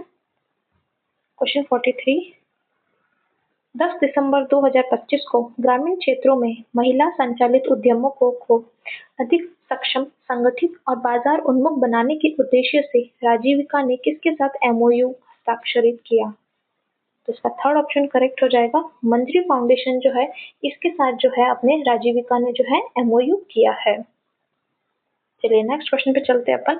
44, green credit voucher initiative 2025 scheme के संबंध में निम्न कथनों पर विचार कीजिए। ए, इस योजना का उद्देश्य वाउचर के रूप में ट्रेडेबल व रिडीमेबल ग्रीन क्रेडिट प्रदान कर पर्यावरणीय रूप से सस्टेनेबल परियोजनाओं में निवेश को प्रोत्साहित करना है। बी, इस योजना के अंतर्गत देय ग्रीन वाउचर रिप्स 2024 के अंतर्गत देय हरित प्रोत्साहन के अतिरिक्त होगा। और सी, 10 करोड़ रुपए से अधिक के निवेश पर 5% तक ग्रीन वाउचर देय होगा। उपयुक्त में से कौन से सत्य हैं, सही बताने हमको इसमें, तो इसका थर्ड ऑप्शन करेक्ट हो जाएगा। ए और बी सही है, सी वाला अपने क्या है गलत है, ठीक है। अगर हम अब देखें कि ग्रीन क्रेडिट वाउचर जो इनिशिएटिव योजना है इसमें जो है देखो ये जो है तीसरा वाला गलत है कि 10 करोड़ से रुपए अधिक जो है ना उसके निवेश पर 5% तक, जो ये अपने क्या है गलत है। तो इसका सही भी अब हमको देखना पड़ेगा, ठीक है। ये जो ग्रीन वाउचर है ना, ठीक है, ये ग्रीन वाउचर 1 करोड़ रुपए तक हरित निवेश पर 5%, ठीक है। अगर आप 1 करोड़ जो है ग्रीन इन्वेस्टमेंट करते हो, हरित निवेश करते हो, कितना 1 करोड़ तक, तो आपको 5%। और अगर आप 10 करोड़ रुपए से अधिक, ठीक है, कितना 10 करोड़ से अधिक के निवेश पर आपको 10% तक के मूल्य के होंगे, ठीक है, कितने ये ग्रीन वाउचर जो है ये कितने तक के होंगे, 10% होंगे। तो ये 5% नहीं आएगा, ये कितना आएगा, 10, क्योंकि 10 करोड़ से अधिक। 5% कब आता है, जब आप 1 करोड़ तक का निवेश करते हैं, तब आपको 5% जो है आपको ग्रीन वाउचर मिलते हैं। चलिए नेक्स्ट क्वेश्चन पे चलते हैं अब अपन 45। ठीक है, कभी कभी ऐसा लगता है कि भाई कला वाले इतना टफ पेपर क्यों बनाते हैं, है ना, कि बच्चों को आए नहीं, बच्चे पास ही नहीं हो पाते बेचारे। मतलब मैं सुनती हूँ तो मेरे काफी सारे फ्रेंड्स भी हैं जो इसकी तैयारी कर रहे हैं सेकंड ग्रेड की, तो वो बोलते हैं कि भाई इतना टफ पेपर बनाते हैं कि मतलब समझ ही नहीं आता कि भाई क्या करे इसमें। अभी देखो ये वाला ही देख लो, इसको क्वेश्चन को, एक तो इतना बड़ा क्वेश्चन देख के वैसे ही इंसान घबरा जाता है कि यार करे कि नहीं करे, काफी सारे तो छोड़ देते हैं, है ना। तो बहुत टफ बनाता है कलाम। पर अब आरपीएससी भी जो है कलाम के कंपटीशन में, ये दोनों कंपटीशन में चल रहा है ना। क्योंकि आरपीएससी आप देख लो, मतलब ये है कि अगर आपने क्वालिफाई भी कर लिया, 40% भी आप ले आए, तो आपका सिलेक्शन हो जाएगा। तो बनाना पड़ता है दोस्तों इतना टफ। चलिए 45 क्वेश्चन पे चलते हैं। दिसंबर 2025 में वर्तमान राज्य सरकार के 2 वर्ष पूर्ण होने के उपलक्ष्य में प्रदेश भर में विभिन्न कार्यक्रम आयोजित किए गए। इस संबंध में निम्न को सही सुमेलित करना है। ठीक है, इसमें अपने को मिलान करना है कि भाई महिला सम्मेलन, किसान सम्मेलन, महिला सशक्तिकरण सम्मेलन, ये अपने कहाँ कहाँ पे हुए हैं, इसका अपने को करना है मिलान। तो इसका करेक्ट आंसर हो जाएगा अपने फर्स्ट ऑप्शन। चलिए मिलान कर लेते हैं फटाफट से। राज्य स्तरीय महिला सम्मेलन, ये अपने कहाँ पे हुआ है, पचगांव धौलपुर में पहला नंबर, ये दिखेगा ही नहीं, है ना, ये पहला नंबर पचगांव धौलपुर में हुआ। फिर राज्य स्तरीय किसान सम्मेलन, ये कहाँ हुआ, अपने डांगावास नागौर में हुआ है, क्योंकि किसान वहाँ पे सबसे, मतलब जाट किसान ज्यादा है। ठीक है, फिर महिला सशक्तिकरण सम्मेलन व जनसभा, ये कहाँ पे अपने हुए, दुधालिया झालोवाड़ में, सॉरी झालावाड़ में हुआ है। ठीक है, चलिए नेक्स्ट क्वेश्चन पे चलते हैं अपन 46। थोड़ा सा मुश्किल हो रहा है दोस्तों, जूम कर देती हूँ मैं इसको। हाल ही में राज्य सरकार द्वारा किए गए पंचायती राज संस्थाओं के पुनर्गठन के संबंध में निम्न कथनों पर विचार कीजिए। ठीक है, क्या पंचायती राज संस्थाओं का पुनर्गठन। ए, 19 नवंबर 2025 को राज्य सरकार ने पंचायती राज अधिनियम 1994 की धारा 11 में प्रदत्त शक्तियों का प्रयोग कर 8 नई जिला परिषदों का गठन किया।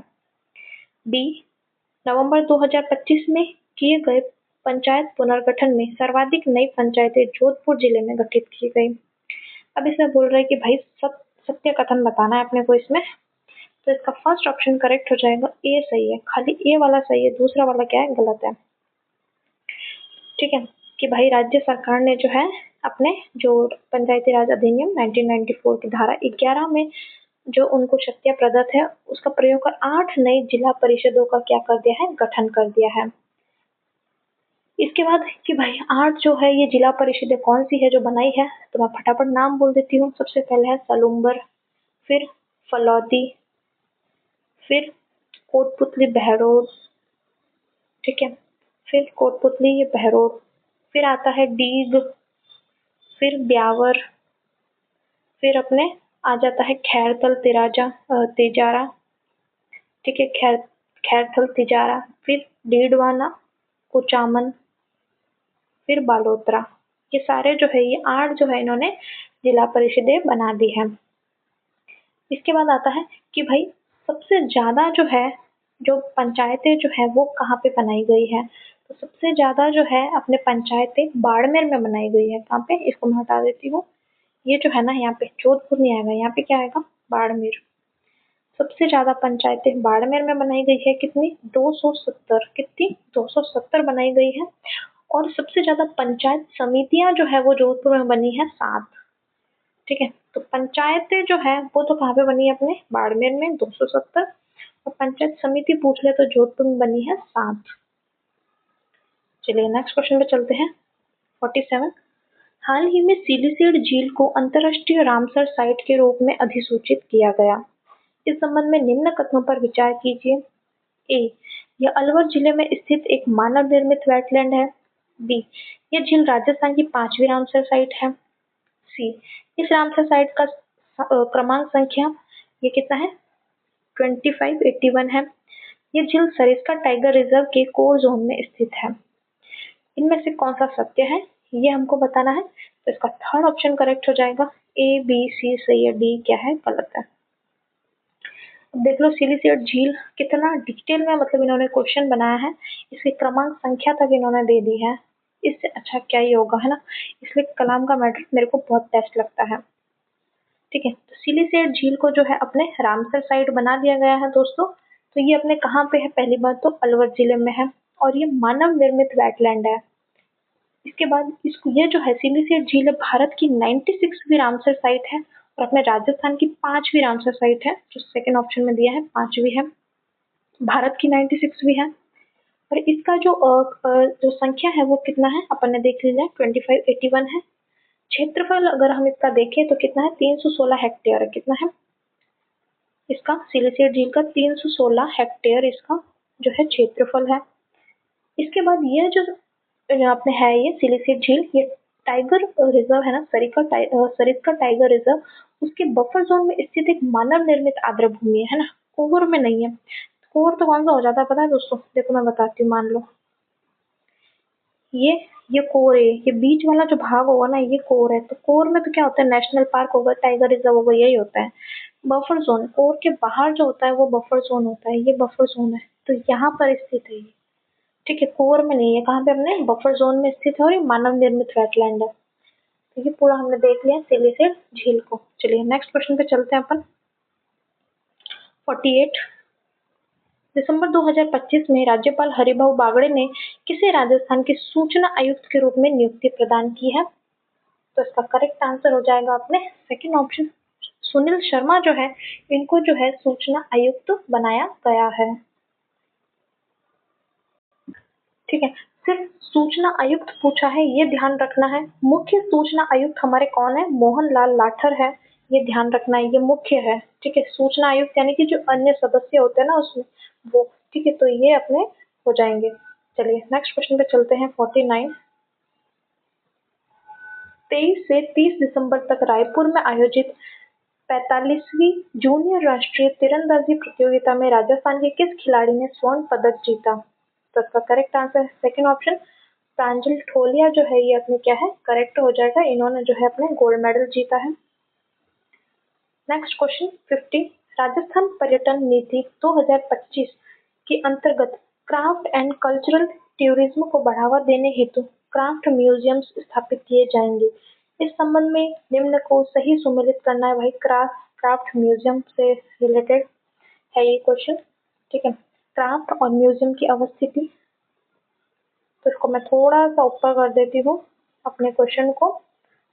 अब चलते हैं, तो इसका करेक्ट आंसर हो जाएगा अपने सेकंड ऑप्शन करेक्ट है। चलिए मिलान कर लेते हैं अपन फटाफट। तो ब्लू पॉटरी सबको पता है, ऐसा कोई भी नहीं है जिसको नहीं पता है। अपने कहा ये जयपुर में है। फिर वुडन फर्नीचर, तो ये अपने कहाँ पे हो जाएगा, बाड़मेर में हो जाएगा। फिर मिनिएचर आर्ट जो है ये अपने कहाँ पे है, कोटा में है। पिछवाई पेंटिंग नाथद्वारा में है। इजी क्वेश्चन था, इतना हार्ड तो कुछ था नहीं इसमें। चलिए क्वेश्चन 51, निम्न में से सत्य कथन कौन सा है। सत्य बताना है। ये आपके आ गए हैं साइकोलॉजी यानी कि अपने एजुकेशन साइकोलॉजी जो है उसके क्वेश्चन आ गए हैं। तो अभिवृद्धि शब्द का प्रयोग बालक के मानसिक और सामाजिक विकास के लिए किया जाता है। दूसरा, बालक की शारीरिक वृद्धि एवं विकास वंशक्रम एवं वातावरण से प्रभावित होता है। बालक का शारीरिक वृद्धि एवं शारीरिक विकास एक दूसरे के विरोधी होते हैं। उपरोक्त सभी कथन सत्य है। तो अगर भाई मेरे जैसे कोई होते हैं तो फिर लास्ट ऑप्शन करके आते कि भाई उपरोक्त सभी कथन सत्य है ना।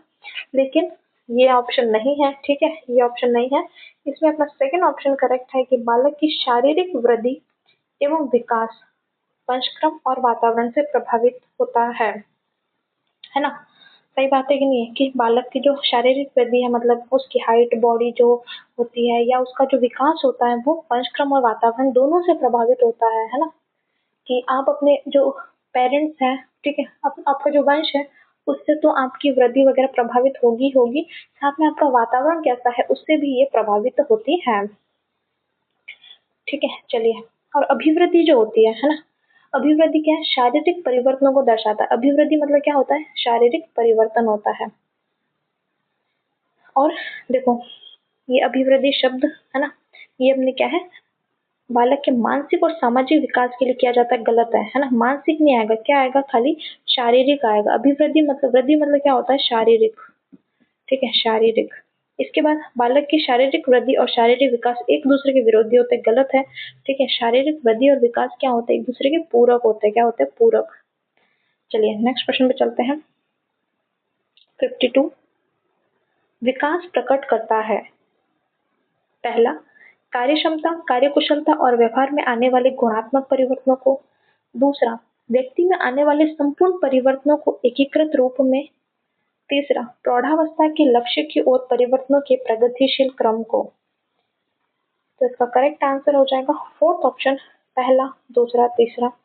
विकास जो है इन सबको प्रकट करता है।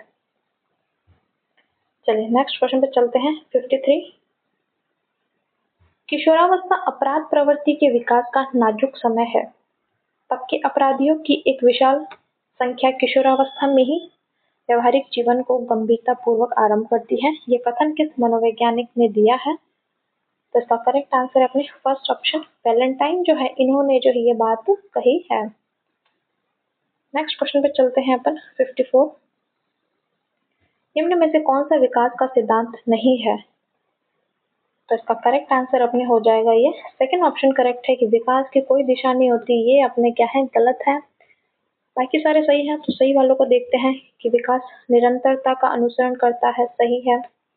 विकास की दर भिन्न व्यक्तियों के लिए भिन्न होती है। ठीक है, किसी में विकास तेजी से होता है, किसी में धीरे होता है और किसी में नॉर्मल स्पीड से होता है ना। फिर विकास निश्चित क्रम या स्वरूप का अनुसरण करता है, ये भी सही बात है। तो विकास की कोई दिशा नहीं होती, ये गलत है। विकास जो होता है अपने बहुदिशीय और बहुआयामी होता है। ठीक है, चलिए नेक्स्ट क्वेश्चन पे चलते हैं अपन। 55 विकास सामान्यतः सिर से पांव की तरफ अग्रसर होता है ना। सिर, ये सिर है, ये पांव की तरफ अग्रसर होता है। विकास का ये सिद्धांत क्या कहलाता है? ये सिर से पांव तक जो विकास जाता है कि भाई पहले जो है विकास जो है शीर्ष भाग से आरंभ होकर फिर पैरों तक जाता है। यानी कि पहले जो है भ्रूण का सिर भाग उसके पैरों से पूर्व विकसित होता है। मतलब पहले जो है सिर बनेगा, उसके बाद जो है पैर बनेंगे। जन्म के बाद भी सिर का विकास शरीर के नीचे के भागों से पहले होता है। पहले सर खोपड़े का विकास होगा, उसके बाद जो है नीचे के भागों का विकास होगा। तो इसको जो है क्या कहते हैं अपने? तो इसका फोर्थ ऑप्शन करेक्ट हो जाएगा, शिरोपादीय। यानी कि हिंदी में जितना आप याद नहीं रखो उसको, इसको इंग्लिश में जरूर याद रखना है, सिफेलोकेडस। ठीक है, सिफेलोकेडल। ठीक है, क्या कहते हैं? सिफेलोकेडल। ये इंग्लिश वाला नाम जो है ये आ जाता है। चलिए चलते हैं अपन। 56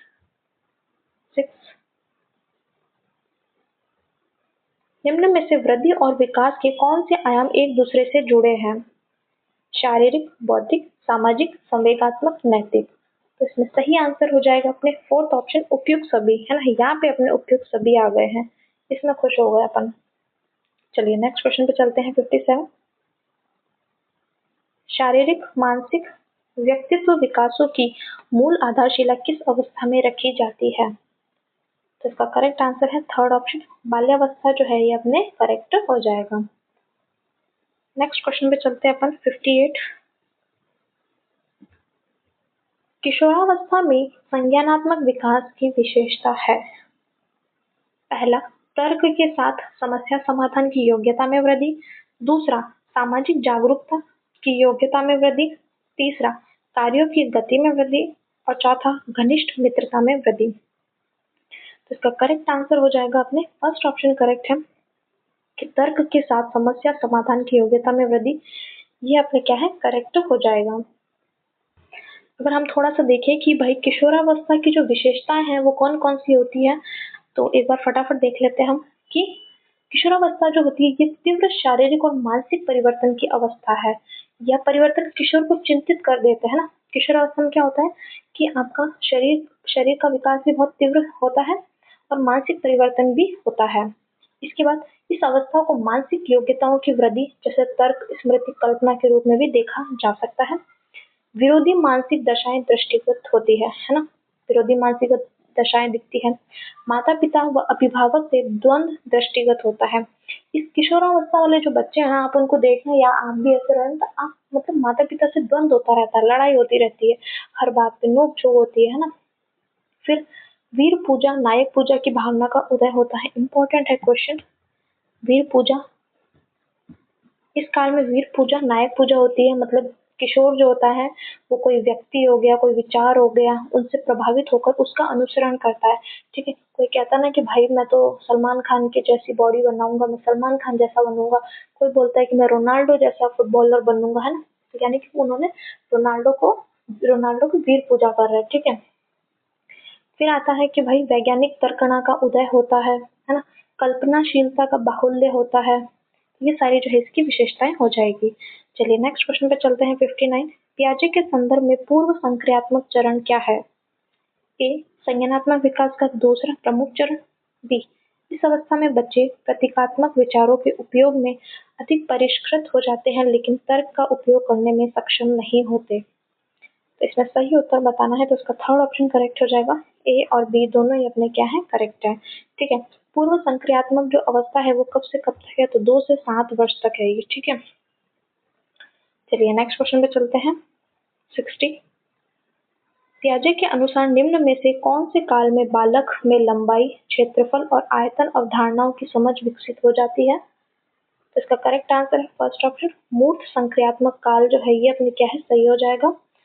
इस अवस्था में जो है बालक में लंबाई, क्षेत्रफल और आयतन अवधारणाओं की समझ विकसित हो जाती है।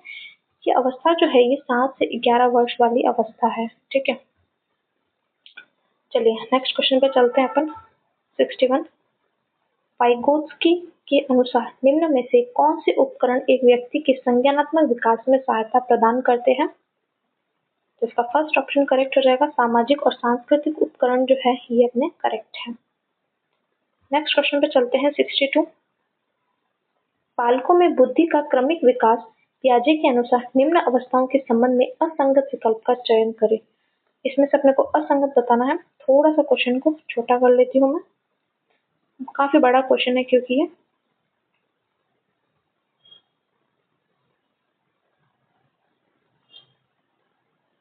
पहला है इंद्रिय जनित कामक अवस्था, सर्वाधिक उत्तेजना, सर्वाधिक कामुकता होती है इसमें। दूसरा, पूर्व संक्रियात्मक अवस्था, खिलौनों को, चिड़िया, ले गई बातों को मानना तथा संप्रत्यय निर्माण की पूर्व की अवस्था। तीसरा, मूर्त क्रियात्मक अवस्था, विभेदीकरण व वर्गीकरण की क्षमता। और चौथा, अमूर्त संक्रियात्मक अवस्था, कल्पना, अवलोकन, निष्कर्ष तथा सीखने की आदत विकसित होती है। तो इसमें से अपने को सही जो है उत्तर बताना है तो इसका करेक्ट आंसर हो जाएगा अपने थर्ड ऑप्शन करेक्ट है। ठीक है, एक मिनट दोस्तों। हाँ, थर्ड ऑप्शन जो है अपना क्या है, करेक्ट हो जाएगा। केवल सेकंड वाला जो है सत्य है।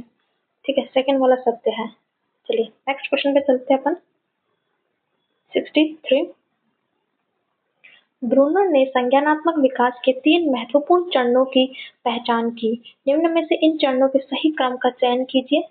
तो इसका थर्ड ऑप्शन करेक्ट हो जाएगा।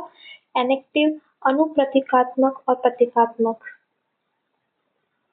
नेक्स्ट क्वेश्चन पे चलते हैं। 64, कोहलबर्ग के नैतिक विकास के सिद्धांत अनुसार कौन सी उन्मुखता किशोरावस्था से संबंधित है? कौन सी उन्मुखता संबंधित है? तो इसका फोर्थ ऑप्शन करेक्ट हो जाएगा। सामाजिक अनुबंध जो है ये अपने क्या है, करेक्ट हो जाएगा। ठीक है, ये जो है किशोरावस्था से संबंधित है। नेक्स्ट क्वेश्चन पे चलते हैं अपना 65, कोहलबर्ग के अनुसार व्यक्ति का वह स्तर जिसमें उसके दूसरों के प्रति मूल्य, विश्वास, देखभाल और वफादार होना उसके नैतिक निर्णयों पर आधारित होते हैं वह है। इसका करेक्ट आंसर है थर्ड ऑप्शन, परंपरागत जो है ये अपने क्या है, सही हो जाएगा। ठीक है, परंपरागत स्तर जो होता है, ठीक है, इसलिए 10 से 12 या 13 वर्ष तक जो होता है ये अवस्था होती है, 10 से 12 वर्ष तक। ठीक है, इसमें जो अच्छा लड़का, भली लड़की, ठीक है, ये वाली जो है अवस्था है इसमें। और सामाजिक क्रम संपोषित उन्मुखता जो है इसकी अवस्था है। चलिए नेक्स्ट क्वेश्चन पे चलते हैं अपन। 66 कोहलबर्ग के नैतिक विकास सिद्धांत के अनुसार उत्तर रूढ़िगत नैतिकता के अंतर्गत आने वाली नैतिक अवस्था का सही कोड चुनें। पहला है सामाजिक अनुबंध उन्मुखता, दूसरा है दंड एवं आज्ञाकारिता, तीसरा साधनात्मक सापेक्षवादी उन्मुखता और चौथा है सार्वत्रिक नीतिपरक सिद्धांत उन्मुखता। तो इसका फोर्थ ऑप्शन करेक्ट हो जाएगा। चौथा और पहला है ना, पहला और चौथा ये अपने क्या है इसके अंतर्गत आएंगे। चलिए नेक्स्ट क्वेश्चन में चलते हैं अपन। 67 निम्न में से कौन सा तत्व नैतिक परिपक्वता से संबंधित नहीं है? तो इसका करेक्ट आंसर अपने हो जाएगा थर्ड ऑप्शन जड़ता। दृढ़ता जो है, रिजिडिटी जो है, ये अपने नैतिक परिपक्वता से संबंधित नहीं है। बाकी तीनों परोपकारिता, तार्किकता, नैतिक स्वतंत्रता, ये तीनों संबंधित है। चलिए नेक्स्ट क्वेश्चन 68 निम्न में से कौन सा पियाजे के नैतिक विकास सिद्धांत का स्तर नहीं है? ठीक है, नहीं पूछा है, तो इसका करेक्ट आंसर हो जाएगा फोर्थ ऑप्शन करेक्ट है, नैतिक आदर्शवाद, ये अपने क्या है करेक्ट है। चलिए नेक्स्ट क्वेश्चन पे चलते हैं अपन। 69 किशोरावस्था में नैतिक निर्णय के बारे में निम्न में से कौन सा सत्य नहीं है? ठीक है, सत्य नहीं बताना है कि भाई नैतिक निर्णय कम स्व केंद्रित होते हैं, दूसरा नैतिक निर्णय कम मनोवैज्ञानिक तनाव दबाव पैदा करते हैं, तीसरा नैतिक नैतिक निर्णय अधिक संज्ञानात्मक होते हैं और चौथा नैतिक निर्णय ज्यादा अमूर्त होते जाते हैं। तो इसका करेक्ट आंसर हो जाएगा अपने सेकंड ऑप्शन, नैतिक निर्णय कम मनोवैज्ञानिक तनाव दबाव पैदा करते हैं, ये क्या है अपने सही नहीं है ना। चलिए नेक्स्ट क्वेश्चन पे चलते हैं अपन। 70 दोपहर के भोजन के दौरान शोभित देखता है कि मनीष राहुल का खाना चोरी कर रहा है। इसके तुरंत बाद वह देखता है राहुल इसका प्रतिकार मनीष की पसंदीदा कलम चुराकर कर रहा है। शोभित इन घटनाओं को शिक्षक को नहीं बताता है क्योंकि दोनों ने एक दूसरे से बदला ले लिया है। कोहलबर्ग के अनुसार शोभित नैतिक विकास के किस चरण में पहुंच चुका है? तो इसका फर्स्ट ऑप्शन करेक्ट हो जाएगा, चरण 2 में जो है वो पहुंच चुका है, यानी स्टेज सेकंड, जो कि होती है साधनात्मक सापेक्षवादी उन्मुखता। कौन सी होती है? साधनात्मक सापेक्षवादी उन्मुखता। ठीक है, ये स्टेज सेकंड होती है, चरण दूसरा होता है।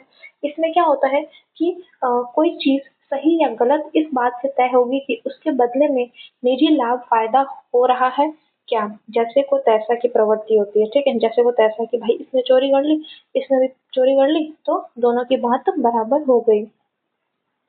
चलिए नेक्स्ट क्वेश्चन पे चलते हैं अपन। 71 भारतीय स्वतंत्रता अधिनियम 1947 के संदर्भ में असत्य कथन का चयन करना है इसमें। तो इसका करेक्ट आंसर हो जाएगा अपने थर्ड ऑप्शन क्या है करेक्ट हो जाएगा कि अधिनियम जो है ये अपना भारत स्वतंत्रता अधिनियम, इसके द्वारा रियासतों को यह अधिकार दिया गया कि वे भारत या पाकिस्तान में शामिल हो सकती है परंतु स्वतंत्र नहीं रह सकती। तो ये क्या है गलत है, क्योंकि इसमें ये कहा गया था कि भाई रियासतों को ये मतलब अधिकार है कि चाहे तो वे भारत में शामिल हो, चाहे तो वे पाकिस्तान में शामिल हो और चाहे तो वे स्वतंत्र भी रह सकती है। ठीक है, तो इसलिए ये गलत हो जाएगा।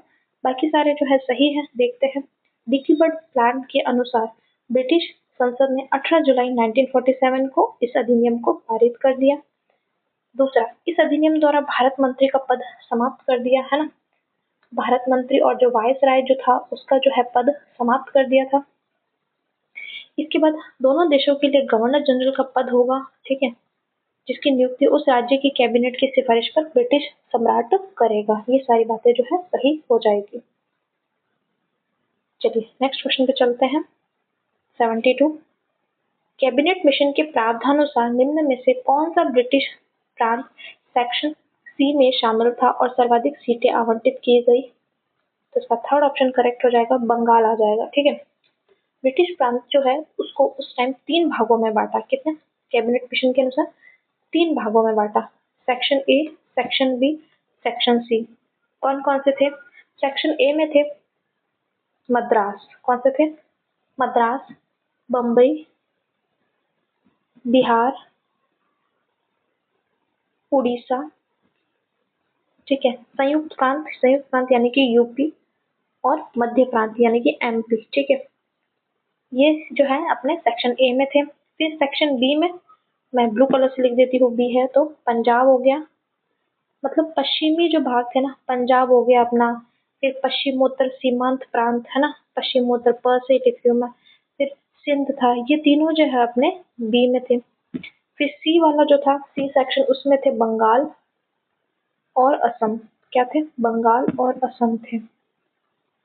इसमें से भी बंगाल के पास सबसे ज्यादा सीटें थी। ठीक है, तो यही इन्होंने पूछा है कि ए में क्या है, बी में कौन सा, सी में। तो सी में बंगाल और असम थे। चलिए नेक्स्ट क्वेश्चन पे चलते हैं। 73, पंडित जवाहरलाल नेहरू के नेतृत्व में गठित अंतरिम सरकार के संदर्भ में असुमेलित का चयन करना है हमको। सदस्य आधारित विभाग दे रखे हैं, तो इसमें करेक्ट आंसर हो जाएगा अपने थर्ड ऑप्शन करेक्ट है, सी राजगोपालाचारी वाणिज्य। ये अपने क्या है, गलत है। ठीक है, बाकी सारे सही हैं कि भाई जॉन मथाई हैं, उनको उद्योग और नागरिक आपूर्ति जो है मंत्री बनाया गया। जगजीवन राम श्रम मंत्री, सरदार बलदेव सिंह रक्षा, और सी राजगोपालाचारी जो है इनको शिक्षा और कला विभाग दिया। कौन सा? शिक्षा और कला मंत्री बनाया गया, शिक्षा मंत्री बनाया गया। ठीक है, चलिए नेक्स्ट क्वेश्चन पे चलते हैं अपन। 74, संविधान सभा का अंतिम सत्र यानी कि 12वां सत्र जो है 24 जनवरी 1950 को आयोजित हुआ। निम्नलिखित में से किस सदस्यों ने इस सत्र में संविधान सभा की सदस्यता ग्रहण की? इम्पोर्टेंट क्वेश्चन है ये। ठीक है, थोड़ा अलग क्वेश्चन है, ध्यान रखना। ठीक है, संविधान सभा का अंतिम सत्र था कौन सा? 12वां था, 24 जनवरी 1950 को। क्यों? दो व्यक्ति थे जिन्होंने जो है सदस्यता ग्रहण की। ठीक है, तो कौन कौन से थे वो दो सदस्य? तो इसका करेक्ट आंसर थर्ड ऑप्शन हो जाएगा, ए और डी। ठीक है, रतनपा भरप्पा कुंभार और वाई.एस. परमार जो है, इन दोनों ने जो है सदस्यता ग्रहण की थी। ठीक है, संविधान सभा की। और इसमें से जो है ये रतनपा वाले जो है ये तो अपने बम्बई के थे, और वाई.एस. परमार ये अपने हिमाचल प्रदेश के थे। चलिए नेक्स्ट क्वेश्चन पे चलते हैं अपन। 75, संविधान सभा के संदर्भ में निम्न कथनों पर विचार कीजिए। ए, संविधान सभा के प्रथम वक्ता जे.बी. कृपलानी थे। बी, राजेंद्र प्रसाद को संविधान सभा की दूसरी बैठक में इसका अध्यक्ष बनाया गया। सी, संविधान सभा में प्रथम महिला वक्ता जो है सरोजनी नायडू थी। तो इसका करेक्ट आंसर हो जाएगा थर्ड ऑप्शन, ए और सी सही है, बी वाला क्या है, गलत हो जाएगा। ठीक है, ठीक है, संविधान सभा में जो अस्थायी अध्यक्ष किसको बनाया गया था? तो सचिदानंद सिन्हा, क्योंकि वो सबसे वरिष्ठ थे यानी कि सबसे वृद्ध थे वो। ठीक है, और इस बैठक में जो है, पहली बैठक में आचार्य जे.बी. कृपलानी जो है, इन्होंने जो है मतलब भाषण दिया, यानी कि पहले वक्ता कौन? जे.बी. कृपलानी हुए। इसके बाद पहली महिला वक्ता अगर हम देखें तो सरोजनी नायडू हुई, तो ये वाली बात भी सही है। ठीक है, और इसके बाद राजेंद्र प्रसाद जो है ना, ये जो है अपने दूसरी बैठक में इनको अध्यक्ष नहीं बनाया गया था, तो इसलिए ये अपने क्या है, गलत हो जाएंगे। ठीक है, तो राजेंद्र प्रसाद को तीसरी बैठक, कौन सी? तीसरी बैठक में जो है अपने अध्यक्ष बनाया गया था। चलिए नेक्स्ट क्वेश्चन पे चलते हैं। 76, संविधान सभा के प्रमुख समितियों को उनके सभापति के संदर्भ में सूची 1 और 2 को हमको मिलान करना है इसमें, है ना। तो देखिए सूची 1 और 2, तो इसका करेक्ट आंसर अपने हो जाएगा सेकंड ऑप्शन करेक्ट है। चलिए दोस्तों मिलान कर लेते हैं। सबसे पहले आता है प्रांतीय संविधान समिति, तो इसका आ जाएगा अपने वल्लभ भाई पटेल जी, है ना। फिर आता है परिचय पत्र समिति, तो ये आएंगे अपने अल्लादी कृष्ण स्वामी अय्यर। फिर नागरिकता पर तदर्थ समिति, तो ये आ जाएगा अपने वर्दाचारी, ये वर्दाचारी जी आ गए। फिर आता है भाषाई प्रांत आयोग, तो ये आ जाएगा अपने एस के धर, यानी कि लास्ट वाले को लास्ट वाले से मिलान कर लेना है। चलिए नेक्स्ट क्वेश्चन पे चलते हैं। 77, उद्देश्य प्रस्ताव के संबंध में असत्य कथन का चयन कीजिए। असत्य बताना है उद्देश्य प्रस्ताव, तो इसका करेक्ट आंसर अपने हो जाएगा फर्स्ट ऑप्शन। एक सेकेंड, फर्स्ट ऑप्शन करेक्ट हो जाएगा। संविधान सभा में उद्देश्य प्रस्ताव जवाहरलाल नेहरू द्वारा चौथी बैठक में प्रस्तुत किया गया, ये अपने क्या है, गलत है। पांचवी बैठक जो हुई थी संविधान सभा की, उसमें जो है इसको प्रस्तुत किया गया। और डेट पूछे तो डेट आपको याद रखनी है 13 दिसंबर 1946। ठीक है, उस दिन जो है ये प्रस्तुत किया गया। 5वीं बैठक जवाहरलाल नेहरू ने जो है इसको प्रस्तुत किया। ठीक है, समर्थन किसने किया इस प्रस्ताव का? तो पुरुषोत्तम दास टंडन ने किया। ये पारित कब हुआ? तो ये 22 जनवरी 1947 को स्वीकृत हो गया। और एन.जी. रंगा ने उद्देश्य प्रस्ताव का स्वागत करते हुए अल्पसंख्यक राष्ट्र की व्याख्या आर्थिक आधार पर करने पर बल दिया। चलिए नेक्स्ट क्वेश्चन पे चलते हैं अपन। 78 भारत शासन अधिनियम 1919 के अंतर्गत निम्न में से कौन से विषय प्रांतीय आरक्षित विषयों की सूची में उल्लेखित है? पहला, धार्मिक एवं धर्मार्थ बंदोबस्ती। दूसरा, स्थानीय कोष का लेखा परीक्षण। तीसरा, पक्षी और वन्य जीव संरक्षण। सही विकल्प का चयन करना है हमें इसमें। इसका थर्ड ऑप्शन करेक्ट हो जाएगा।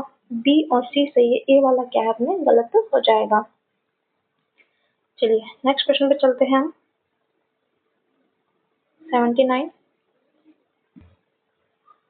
भारत सरकार अधिनियम 1935 के संदर्भ में निम्न कथनों पर विचार कीजिए।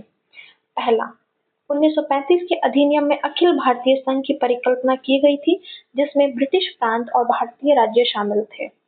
दूसरा, अधिनियम द्वारा परिकल्पित प्रांतीय स्वायत्तता की योजना में प्रत्येक प्रांत में एक कार्यकारी और विधायिका का जो है प्रावधान किया गया। तीसरा, किसी प्रांत के गवर्नर की नियुक्ति गवर्नर जनरल द्वारा की जाती है। ऊपर दिए कथनों में से कौन सा सही है ये हमें बताना है दोस्तों। तो इसका करेक्ट हो जाएगा सेकंड ऑप्शन करेक्ट है। 1 और 2 सही है, तीसरा वाला गलत है। ठीक है, पहला और दूसरा सही है, तीसरा गलत है, क्योंकि किसी प्रांत के गवर्नर की नियुक्ति गवर्नर जनरल द्वारा की जाती है। ये अपने क्या है गलत हो जाएगा। चलिए नेक्स्ट क्वेश्चन पे चलते हैं। 80 भारत सरकार अधिनियम 1919 के संबंध में सही कथनों के संबंध में सही कोट चुने। ठीक है, 1919 वाले की बात हो रही है। पहला, यह मॉन्टेग्यू चेम्सफोर्ड सुधारों का संहिताबद्ध संस्करण था, जिसका नाम एडविन चार्ल्स मॉन्टेग्यू और लॉर्ड चेम्सफोर्ड के नाम पर रखा गया, जिन्होंने क्रमशः ब्रिटिश भारत के राज्य सचिव और वायसराय के पद संभाले थे। बी, भारत शासन अधिनियम 1919 के अंतर्गत प्रांतों को विधायी शक्तियां केंद्र से प्रत्यायोजन द्वारा प्राप्त हुई। और सी, भारत शासन अधिनियम 1919 ने प्रांतीय तथा केंद्रीय विधानमंडलों के मध्य विधायी शक्तियों का विभाजन 3 सूचियों के आधार पर किया: संघ, राज्य और संवृत्ति। डी, दस्तावेज की एक उल्लेखनीय विशेषता एक खंड था, जिसमें 10 वर्ष की अवधि के बाद अधिनियम के कामकाज की समीक्षा करने का आह्वान किया गया था।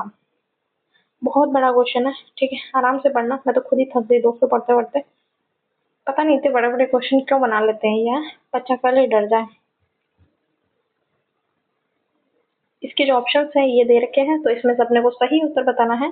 तो फर्स्ट ऑप्शन करेक्ट हो जाएगा, ए बी डी सही है। ठीक है, ए बी, और देखो स्क्रीन पे ही नहीं आ रहा है ये क्वेश्चन, है ना। ए बी डी सही है, सी वाला क्या है अपने गलत हो जाएगा। ठीक है, सी वाला गलत कैसे हो जाएगा? क्योंकि ये जो 3 सूचियों को जो विभाजित किया था ना, संघ सूची विषयों को 3 सूचियों में, तो ये अपने इस अधिनियम में नहीं, जो भारत शासन अधिनियम जो 1935 वाला जो था ना, उसमें जो है 3 सूचियों में विभाजित किया था। ठीक है, इसमें नहीं किया था, इसलिए क्या है गलत हो गया। चलिए नेक्स्ट क्वेश्चन पे चलते हैं अपन, आगे तो बढ़े। 81 भारत के संविधान निर्माण के संबंध में निम्न कथनों पर विचार कीजिए। पहला, 30 अगस्त 1947 को प्रारूप समिति की पहली बैठक में समिति के सदस्यों द्वारा निर्विरोध रूप से डॉक्टर भीमराव अम्बेडकर को प्रारूप समिति का सभापति चुना गया।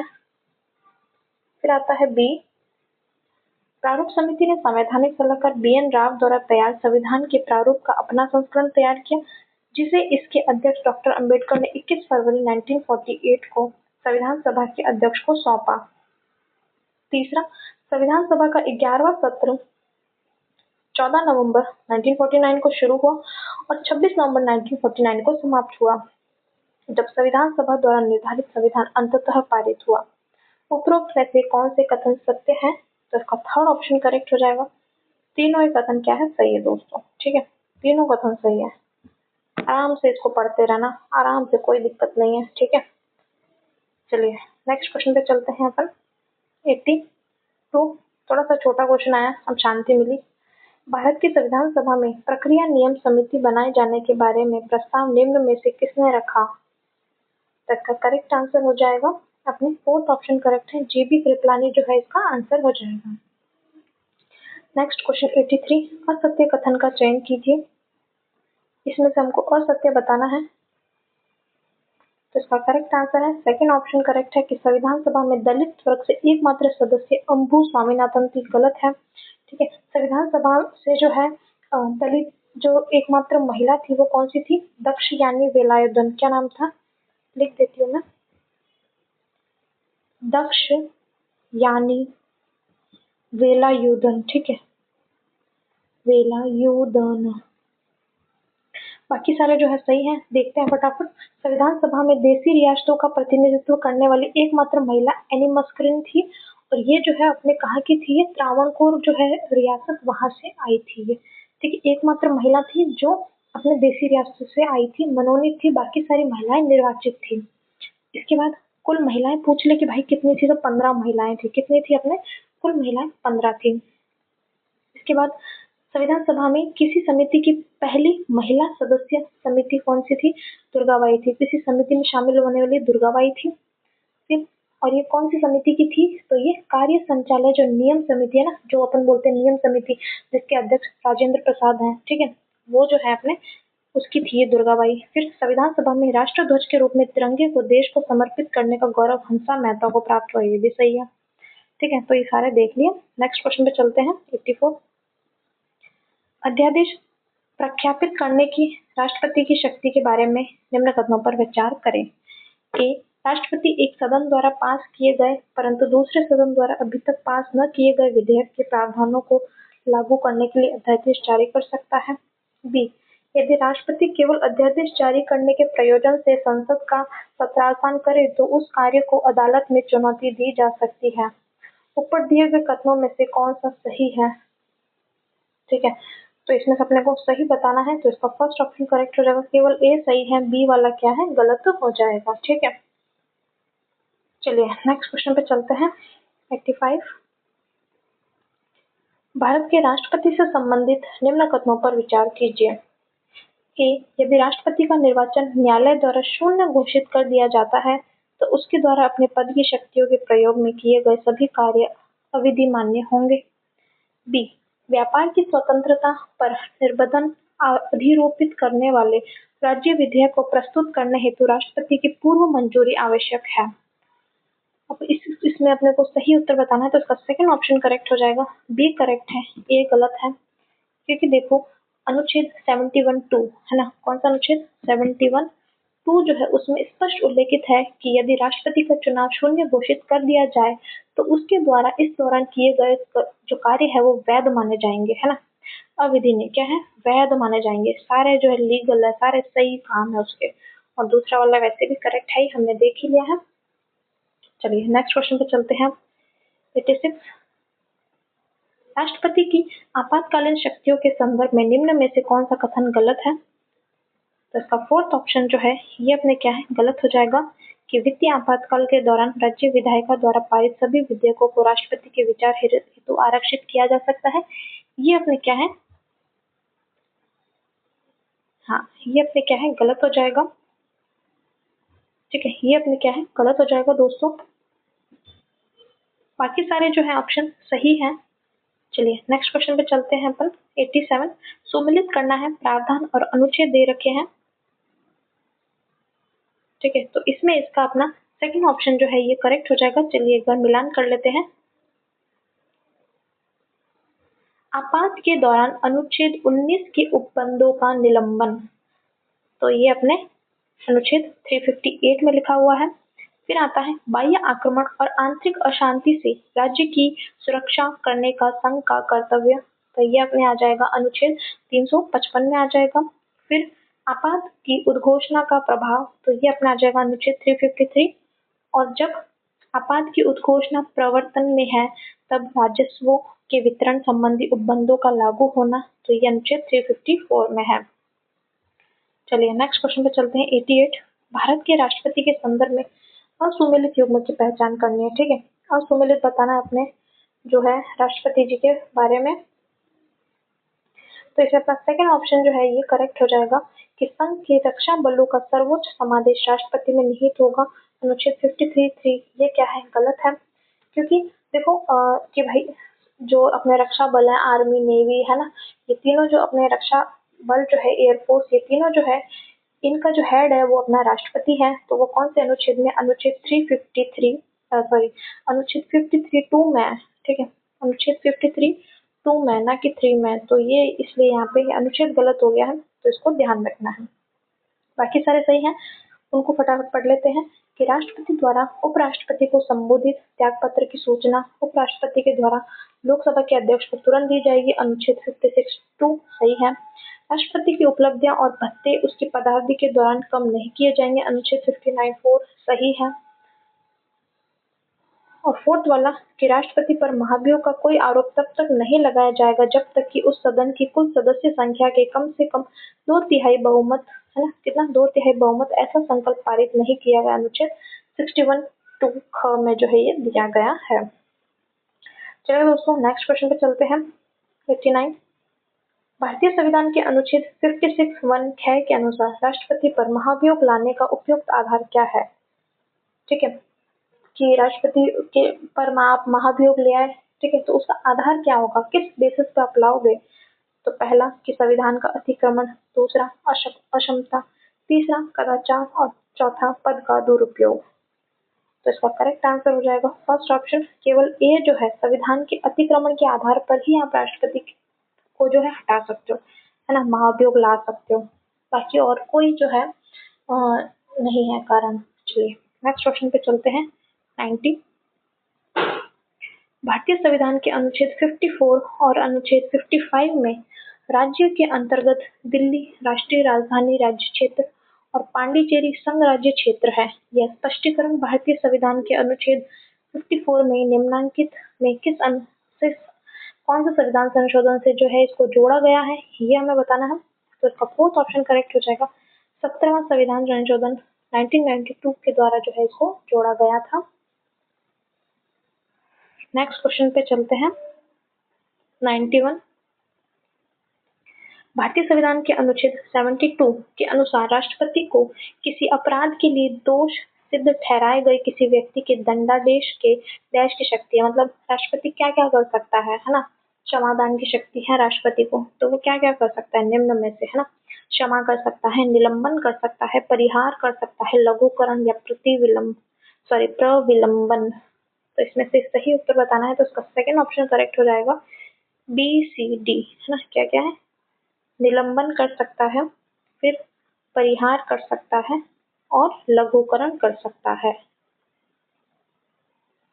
चलिए नेक्स्ट क्वेश्चन पे चलते हैं हम। 92 राष्ट्रपति से संबंधित भारत के संविधान में निम्न में से कौन से अनुच्छेद को संविधान के 44वें संशोधन अधिनियम 1978 द्वारा विलोपित कर दिया गया? तो इसका करेक्ट आंसर हो जाएगा थर्ड ऑप्शन 77(4) जो है ये अपना क्या है, करेक्ट हो जाएगा। नेक्स्ट क्वेश्चन पे चलते हैं। 93 1773 के रेगुलेटिंग एक्ट के संदर्भ में असत्य कथन का चयन करना है हमें। तो इसका करेक्ट आंसर अपने हो जाएगा फर्स्ट ऑप्शन, इस अधिनियम के द्वारा बंगाल के गवर्नर को भारत का गवर्नर जनरल बनाया गया, ये अपने क्या है, गलत हो जाएगा। ठीक है, बाकी सारे जो है क्या है, सही है। देखते हैं कि इस अधिनियम के खंड 8 के तहत प्राप्त अधिकारों का प्रयोग करते हुए ब्रिटिश सम्राट जॉर्ज तृतीय ने 26 जुलाई 1774 में फोर्ट विलियम कॉलेज कलकत्ता ने सर्वोच्च न्यायालय की स्थापना की। ठीक है, कलकत्ता में जो है सर्वोच्च न्यायालय की स्थापना की गई। इसके बाद सर्वोच्च न्यायालय में एक मुख्य न्यायाधीश, 3 अन्य न्यायाधीशों का प्रावधान था। चौथा, गवर्नर जनरल की सहायता हेतु 4 सदस्यीय कार्यकारी परिषद की स्थापना की गई। ये सब सही है, खाली फर्स्ट वाला क्या है अपने गलत था दोस्तों। चलिए नेक्स्ट क्वेश्चन पे चलते हैं। 94 1853 के चार्टर अधिनियम के अनुसार गवर्नर जनरल की 12 सदस्यीय परिषद में 6 विधायक सदस्य थे, जिसमें से 4 का चुनाव विभिन्न स्थानीय प्रांतीय सरकारों द्वारा किया जाना था। निम्न में से किस स्थानीय प्रांतीय सरकार को इनमें सम्मिलित नहीं किया गया? तो इसका करेक्ट आंसर है थर्ड ऑप्शन, संयुक्त प्रांत जो है ये अपना क्या है आंसर हो जाएगा। चलिए नेक्स्ट क्वेश्चन पे चलते हैं अपन। 95, निम्न में से किस अधिनियम द्वारा भारत के राज्य सचिव का पद सृजित किया गया? है ना, तो इसका भारत सचिव जो है ना, उसका पद जो है किसके द्वारा जो है मतलब सृजित किया गया था? तो इसका सेकंड ऑप्शन करेक्ट हो जाएगा, भारत सरकार अधिनियम 1858 जो है इसके द्वारा जो है ये पद सृजित किया गया था, है ना, भारत सचिव भी बोल सकते हो आप इसको। चलिए नेक्स्ट क्वेश्चन पे चलते हैं। 96, भारत परिषद अधिनियम 1909 के तहत केंद्रीय परिषद में सदस्यों की संख्या के संदर्भ में असुमेलित युग्म की पहचान करनी है। तो इसका करेक्ट आंसर हो जाएगा थर्ड ऑप्शन करेक्ट है, अशासकीय सदस्यों में जमींदारों द्वारा निर्वाचित सदस्य 4। ये क्या है, गलत हो जाएगा अपने दोस्तों। चलिए नेक्स्ट क्वेश्चन पे चलते हैं अपन। 97, प्रांतों के सही समूह को पहचानिए जिनमें भारत शासन अधिनियम 1935 के अंतर्गत द्विसदनात्मक प्रांतीय विधानमंडल का प्रावधान किया गया था, है ना। क्या बोल रहा है क्वेश्चन में कि जो 1935 का जो अधिनियम था उसके अंतर्गत जो प्रांत है ना 6 प्रांत थे जिनमें द्विसदनात्मक जो है विधानमंडल बनाया गया था। मतलब जैसे अभी कैसा है कि जो अपना राज्य है वहाँ पे विधान, कुछ राज्य है जहाँ पे विधानसभा भी है विधान परिषद भी है। तो यही इनका कहने का मतलब है कि दोनों जो है सदन जो है कौन से राज्यों में किए गए थे, कौन से प्रांतों में किए गए थे, ये इसमें अपने को बताना है। तो इसका सेकंड ऑप्शन करेक्ट हो जाएगा, बॉम्बे, बंगाल, बिहार, ये अपने क्या है सही हो जाएंगे, है ना। 6 जो है वहाँ पे जो है द्विसदनीय विधानमंडल था। तो कौन कौन से थे 6 प्रांत ये हमें देखने हैं। 3 तो हमने देख ही लिए ब वाले, ठीक है, बॉम्बे, बंगाल, बिहार। फिर आते हैं मद्रास, क्या आता है मद्रास। फिर एक आएगा अपना संयुक्त प्रांत, कौन सा आएगा, संयुक्त प्रांत आएगा, ठीक है, संयुक्त प्रांत। फिर एक आ जाता है अपने असम। ये हो गए 6 के 6, ठीक है, बॉम्बे, बंगाल, बिहार, मद्रास, संयुक्त प्रांत और असम। चलिए नेक्स्ट क्वेश्चन पे चलते हैं। 98, निम्न राजनीतिक सिद्धांतों पर विचार कीजिए और उनमें से उन सिद्धांतों को ढूंढिए जिन पर संविधान सभा ने अम्बेडकर अविश्वास प्रकट करते हैं, ठीक है, अविश्वास प्रकट करते हैं ये अपने को बताना है। पहला है ग्राम स्तरीय पद सोपान, दूसरा है पृथक निर्वाचन क्षेत्र, तीसरा है नेतृत्व पूजा, चौथा है सामाजिक न्याय की आरंभिक स्थिति के रूप में लोकतंत्र। इसमें से बताना है करेक्ट आंसर। तो सेकंड ऑप्शन करेक्ट हो जाएगा, पहला और तीसरा जो है ये अपने क्या है सही है, ठीक है, पहला और तीसरा जो है इनमें जो है अंबेडकर जी जो है अविश्वास जो है दिखाते हैं। चलिए नेक्स्ट क्वेश्चन पे चलते हैं। 99, मैं इस तथ्य से लज्जा का अनुभव नहीं करता कि हमने भारतीय संविधान का निर्माण करते समय 1935 के अधिनियम की बहुत सी बातों को अपनाया है। किसी भी अच्छी बात को अपनाने में कोई संकोच नहीं होना चाहिए। ये कथन जो है ये किसका है दोस्तों? तो ये अपने फोर्थ ऑप्शन करेक्ट है, ये हमारे भीमराव अंबेडकर जी जो है इनकी जो ये कथन है। चलिए नेक्स्ट क्वेश्चन पे चलते हैं और ये आज का अपना लास्ट क्वेश्चन हो जाएगा, ठीक है। डॉक्टर भीमराव अंबेडकर के संदर्भ में निम्न कथनों पर विचार कीजिए। ए, भीमराव अंबेडकर बंगाल से निर्वाचित होकर संविधान सभा में शामिल हुए, वे अखिल भारतीय कांग्रेस से निर्वाचित हुए थे। बी, संविधान सभा के सदस्य महावीर त्यागी ने अंबेडकर को मुख्य कलाकार के रूप में वर्णित किया। तो इसमें अपने को सही आंसर बताना है, तो इसका सेकंड ऑप्शन करेक्ट हो जाएगा, केवल बी सही है, ए वाला क्या है अपने गलत हो जाएगा दोस्तों, ठीक है। अंबेडकर जी जो है वो बंगाल से निर्वाचित होकर संविधान सभा में शामिल हुए। वे अनुसूचित जाति से परिसंघ नामक दल से निर्वाचित हुए थे, ठीक है। यहाँ तक तो बात सही थी, है ना, कि भाई ये तो बंगाल से निर्वाचित हुए, लेकिन ये वाली लाइन है ना गलत हो गई कि कांग्रेस से निर्वाचित नहीं, वे अनुसूचित जाति परिसंघ नामक एक दल था। क्या नाम था?